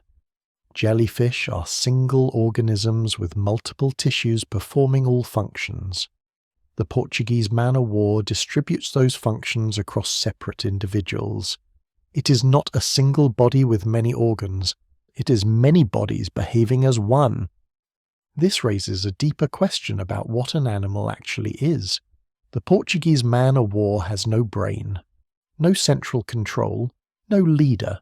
Coordination emerges from structure rather than command. Each zooid performs its task automatically, responding to local signals and shared circulation. Together they create something that feeds, moves, reproduces, and survives. Remove one essential zooid type, and the entire colony fails. This extreme interdependence is not fragile. It has worked for millions of years. In open ocean environments where encounters are unpredictable and energy must be conserved, dividing labour makes sense. Specialization increases efficiency. Drift replaces movement. Venom replaces pursuit. The result is an organism that feels alien not because it is dangerous, but because it challenges intuition. There is no clear front or back, no single mouth or stomach, no individual that can be pointed to and called the animal. And yet, the Portuguese man-o'-war behaves like one. It drifts across oceans, feeds, reproduces, and persists carried by wind, bound together by necessity, and shaped by a world where cooperation is not a choice but a requirement. Seen from a distance, it is a delicate blue float gliding across waves. Seen more closely, it is a society, a living agreement between many organisms to stop being individuals and start being something larger. The Portuguese man-o'-war is not a swarm, it is not a collection, it is not a mistake. It is a single name given to many lives moving together, proving that sometimes survival does not come from becoming stronger alone, but from becoming inseparable. A siphonophore does not fit comfortably into the idea of a single body. At first encounter, it looks like a delicate chain drifting through open water, glowing faintly, stretching far beyond what seems reasonable for an animal. Some siphonophores measure longer than a blue whale. Others extend for tens of meters, disappearing into darkness before the eye can find an end. Yet despite that length, a siphonophore is not a giant creature in the usual sense. It is many creatures, bound together so tightly that they behave as one. Like the Portuguese man-o'-war, siphonophores are colonial animals. But where the man-o'-war spreads out at the surface, siphonophores descend into the deep, building bodies that are vertical, elongated, and modular. Each individual unit is called a zooid, and each zooid performs a specific role. None can survive alone. The siphonophore begins life as a single larva. From that point on, growth does not mean getting bigger in the familiar way. Instead, the larva buds repeatedly, producing new zooids that attach in a precise sequence. The order matters, the spacing matters. The final structure is not random, it is assembled. Some zooids become floats, filled with gas that controls buoyancy. These allow the siphonophore to adjust its position in the water column, rising or sinking with subtle changes. Others become swimmers, contracting rhythmically to propel the entire colony forward. Still others become feeders, digesting captured prey and distributing nutrients throughout the shared internal system. And then there are the hunters. The hunting zooids carry long tentacles armed with stinging cells. These tentacles trail behind the colony like fine threads, forming an enormous capture net. Small fish and crustaceans that drift into this invisible field are stunned and pulled inward, delivered to the feeding zooids. The result is an animal that hunts without chasing. It drifts, stretches, and waits. The length of a siphonophore is not decorative. It increases the chances of encounter. In open ocean environments, prey is sparse and widely distributed. By extending its reach, the siphonophore increases the area it samples without increasing energy expenditure. Modularity makes this possible. If part of the colony is damaged, the rest continues functioning. If a zooid fails, it does not doom the entire organism immediately. Redundancy is built into the structure. Growth can continue at one end while feeding occurs elsewhere. There is no single vital organ whose failure means instant death. Control in a siphonophore is decentralized. There is no brain issuing commands. Coordination arises through local signals, rhythmic contractions, and shared circulation. Zooids respond to chemical and mechanical cues, adjusting their behavior automatically. This produces movement that looks purposeful, even though no single part is in charge. In the deep sea, this matters. Siphonophores inhabit mid-water zones where light is minimal and landmarks do not exist. Precision navigation is less important than persistence. By maintaining shape, orientation, and slow forward motion, the colony sweeps through space efficiently. Many siphonophores are bioluminescent. Some glow faintly along their length. Others produce sudden flashes when disturbed.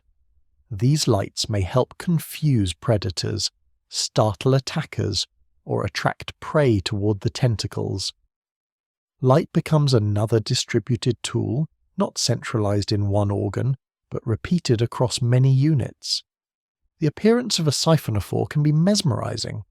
Transparent bodies refract light. Tentacles shimmer. Patterns repeat again and again along the chain.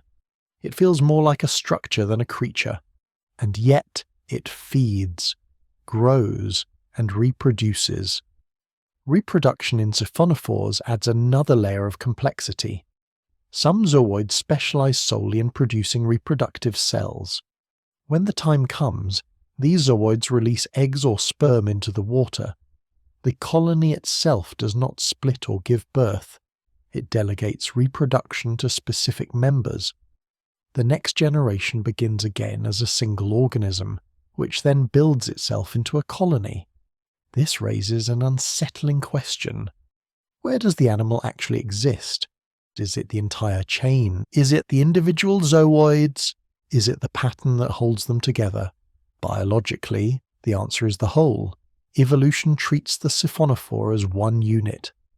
Natural selection acts on the success of the colony, not on the fate of individual zooids. This perspective explains why siphonophores can grow so large. There is no requirement to maintain symmetry or compactness. Length is not a liability when control is distributed and movement is slow. In fact, length becomes an advantage. Some siphonophores are believed to be the longest animals ever observed, exceeding any whale, snake, or worm. They achieve this not by growing bigger parts, but by adding more parts.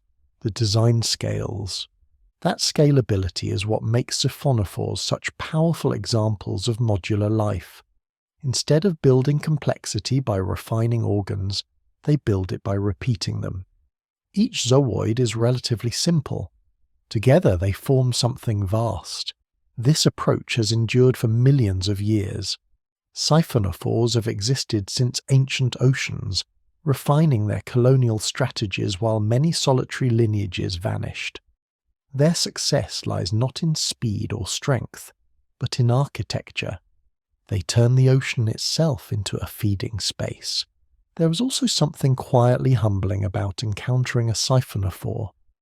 Divers describe seeing what looks like a faint, endless ribbon suspended in darkness, only realizing its scale as it continues far beyond visibility. It does not flee, it does not attack, it simply occupies space. In a world where survival often depends on reaction time, the siphonophore survives by being present everywhere it needs to be, all at once. The siphonophore challenges the idea that animals must be compact, centralized, or even clearly bounded. It shows that life can be stretched, distributed, and assembled in ways that feel architectural rather than anatomical.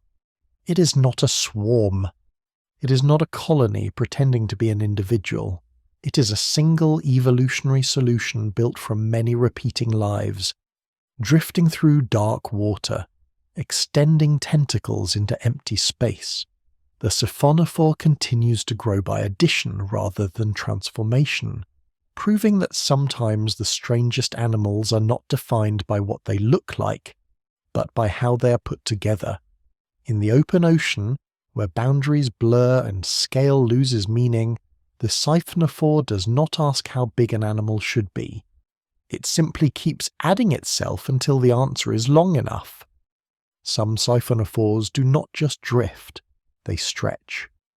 Far beyond what feels reasonable for an animal, giant siphonophores extend through open water as long, delicate chains, sometimes measuring tens of meters from end to end. Encountered in the deep ocean, they do not announce themselves with bulk or speed. They reveal themselves slowly, section by section, until it becomes clear that what looked like a stray filament is an animal with no obvious beginning or end.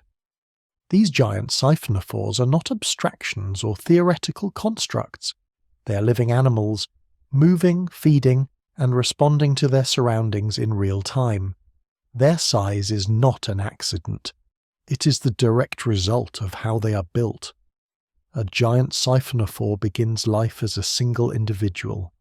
From that point on, it grows not by enlarging organs, but by adding new ones. Each added unit is a zooid, genetically identical to the rest, but permanently specialized. Some pulse to move the body, some capture prey, some digest food, some manage buoyancy. None can survive on its own. Together, they form one animal. In giant species, this process continues far longer than in smaller relatives. New zooids keep forming at the growth end, extending the body into a structure that can exceed the length of any vertebrate. Yet despite this scale, the siphonophore does not become clumsy or slow to respond. This is where distributed control becomes essential. There is no brain at the center of a giant siphonophore, no command hub deciding when to move, feed, or react. Instead, control is local. Each zooid responds to chemical signals, pressure changes, and electrical cues in its immediate surroundings. These responses propagate along the colony, producing coordinated behavior without centralized planning. Movement emerges from rhythm. Swimming zooids contract in waves, pushing water backward and gently propelling the entire animal forward. The timing does not require a conductor.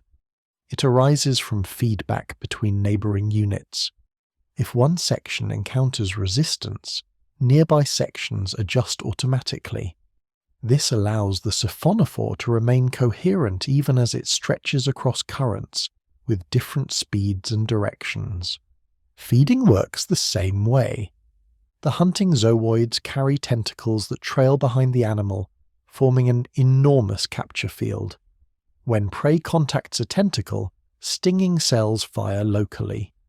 The signal to contract and draw the prey inward spreads along the tentacle and into the feeding zooids nearby. Digestion begins without requiring the rest of the colony to pause or redirect. One part eats while another grows, another moves, another reproduces. All of it happens at once. In giant siphonophore species, this distributed approach becomes even more important. A body that long cannot rely on rapid signals travelling from one end to the other. Instead, the animal functions more like a responsive landscape than a single reacting object. This does not make it passive. Giant siphonophores adjust their depth using gas-filled floats that change volume subtly, allowing the animal to rise or sink in the water column. This positioning is crucial. Too shallow, and predators increase. Too deep, and prey becomes scarce. The animal does not calculate this consciously. Individual buoyancy zooids respond to pressure and chemistry, altering gas content in small increments. The combined effect moves the entire animal. Light also plays a role. Many giant siphonophores are bioluminescent. Some glow continuously along sections of their bodies. Others produce sudden flashes in response to disturbance. These lights are not decorative. They can startle predators, attract prey, or redirect attention away from vulnerable sections. Because the light is distributed, damage to one glowing area does not eliminate the function. Other sections continue producing light. This redundancy is critical. Giant siphonophores live in environments where encounters with debris, predators, and currents are unavoidable. Losing a section is not catastrophic. The rest of the animal continues operating, and growth can replace what was lost.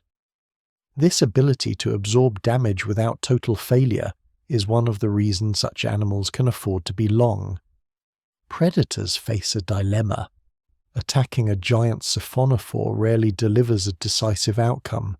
There is no obvious vital organ to destroy. Biting off a section may injure the animal, but it does not end it. For many predators, the energy cost outweighs the reward. As a result, giant siphonophores exist in a space between prey and structure, neither easily eaten nor aggressively defended. Their feeding strategy benefits from this. By extending long tentacles through the water, giant siphonophores sample a huge volume of space with minimal effort. Prey density in the open ocean is low. Length compensates for scarcity. Instead of moving to find food, they let food encounter them. This is not randomness. The arrangement of tentacles follows precise spacing patterns that maximize encounter rates while minimizing tangling.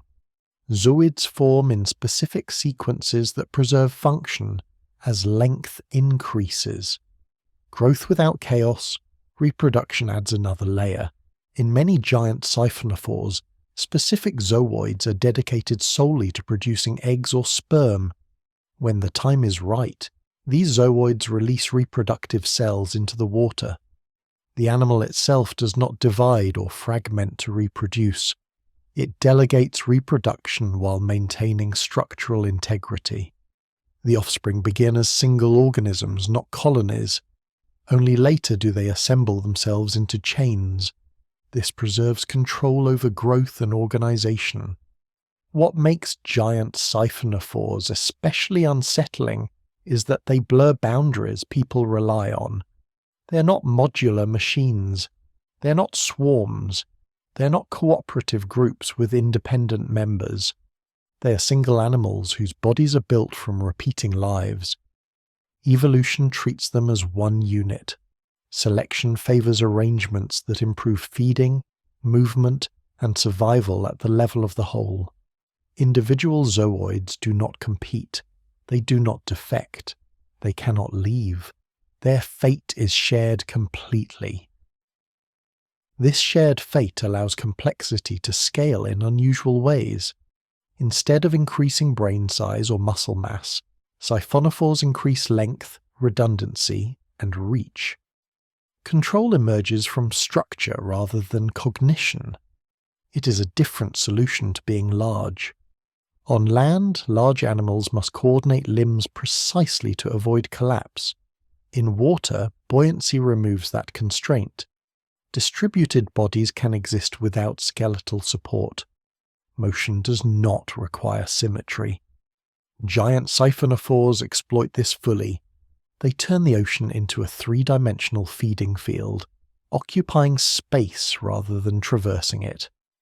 Their presence is less about movement and more about coverage. Divers and submersible operators who encounter giant siphonophores often describe a moment of confusion. The animal does not register immediately as a single thing. Only as the camera pans does its scale become apparent. It feels architectural, and yet it responds. Tentacles retract, lights flash, swimming sections pulse. The animal adjusts without haste or panic. There is no rush in the deep ocean. Giant siphonophores demonstrate that intelligence and control do not always require a brain. They show that coordination can arise from repetition, proximity, and shared circulation. They are not systems pretending to be animals. They are animals that happen to be systems. In a sense, they embody an alternative path evolution could have taken more often but rarely did. Instead of building larger individuals, it built individuals that are built from individuals. That path is strange to human intuition, but it works. Giant siphonophores have persisted for millions of years, refining their architecture while other lineages rose and vanished.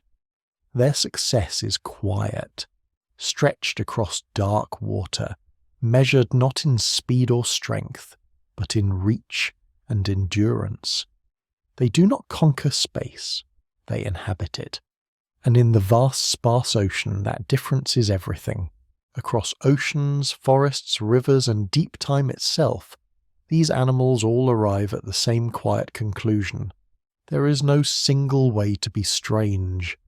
Some became strange by growing enormous, stretching bodies beyond what feels reasonable. Others became strange by shrinking, slowing down, or surrendering individuality entirely. Some solved survival by glowing in darkness, breathing air when water failed, or turning entire societies into a single body. Others did it by refusing to change at all, carrying designs that worked so well they endured mass extinctions without revision. What links them is not shock value or spectacle, it is honesty. Each animal reflects the conditions it faced and the problems it needed to solve.